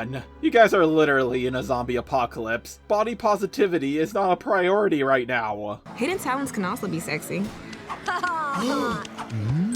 Ah yes, hidden talents are just so sexy. You really want to get with that girl you really like? Just do some magic tricks and she'll fall head over heels for you. I don't think one single person has ever been turned on by another person juggling. Or being a good listener. What? Yeah, I'm with Daphne on that one. Or guys who are good with babies, which, yes, is rooted in sexism. Wait a second, men being good fathers to their children is sexist? What? Thank you, sweetie. That's always been my problem with sexy Halloween too. Babies or men being good fathers to their children? I am so confused as to what she means by this. Of all the sexy things you do, the sexiest are your hustle and business acumen. So, in other words, her money. Okay, now I see why Velma was attracted to Fred. Sweetie says she's gonna dance and I immediately knew she was gonna start twerking. Oh my god, it's She-Hulk all over again. So everyone starts doing whatever they want, which somehow translates to being sexy, and this defeats the army of zombies. Remember kids, just be yourself and you too can end the apocalypse. This causes the old woman to lose her powers, and for some reason she finds Fred's dad sexy. She straight up calls him a young Santa Claus. Also, Fred and his family are rich again because Fred saved Sweetie, and in return she's gonna do an ad for them. Unfortunately, Jeff is still watching people kiss in a public place, and this causes the sexiness to lose its power. Velma, the sexiness is wearing off. We all have to start making out again. We can't with Jeff watching us! Wouldn't Jeff watching make things even sexier? I mean, if doing math and juggling is sexy, then someone watching you should also logically be sexy. Mainly because there is no logic to any of this. Velma realizes how awful she is, and she decides to sacrifice herself for the greater good. And it cost you your soul, dummy! My light is going straight to hell! Oh my god, this is the perfect series finale. Velma's being dragged down to hell. After Velma gets dragged down to hell, all the evil in the world disappears, causing the zombies to fall apart. And while I know Velma is in a better place, Daphne, she went to hell. I don't think that's a better place. Unfortunately, Velma comes back to life, and if you're wondering how she did that, good for you, because it's never explained. We get an after-credits scene that shows that Fred is possessed by the evil spell book. This will lead to absolutely nothing because the show was cancelled. Oh my god, it's over. It's finally over. I have reviewed every single episode of Velma. We did it! We did it! We did it! Yay! I know you guys have been sick of my re-uploads and you have been desperate for some original content. Well, at long last you got some. Don't worry, my full review of The Acolyte is ready and it will be uploaded in the next few weeks. My full review of Velma Season 2 took a very long time because, well, just look at the length of the video. I can't believe I actually managed to review every episode of the worst show ever made. In some ways it was better than Season 1, but for the most part, it was just a mess that was all over the place. Say what you will about Season 1, but at least it had a coherent plot. This one was so random that I don't even think the writers knew where it was going to go. Hopefully this video will give my last video on Velma a big boost in views, but I'm not going to hold my breath. Things haven't been going so well for me on this channel as of late. If you would like to donate to me on Patreon, that would be a big help. I want to make full reviews of multiple other different series, but I'm going to need money if I'm going to do that. Tell me in the comments section down below what you would like me to fully review next time. My next video will be a full review of Ahsoka. I hope you guys check it out. Anyways, let's get to the credits.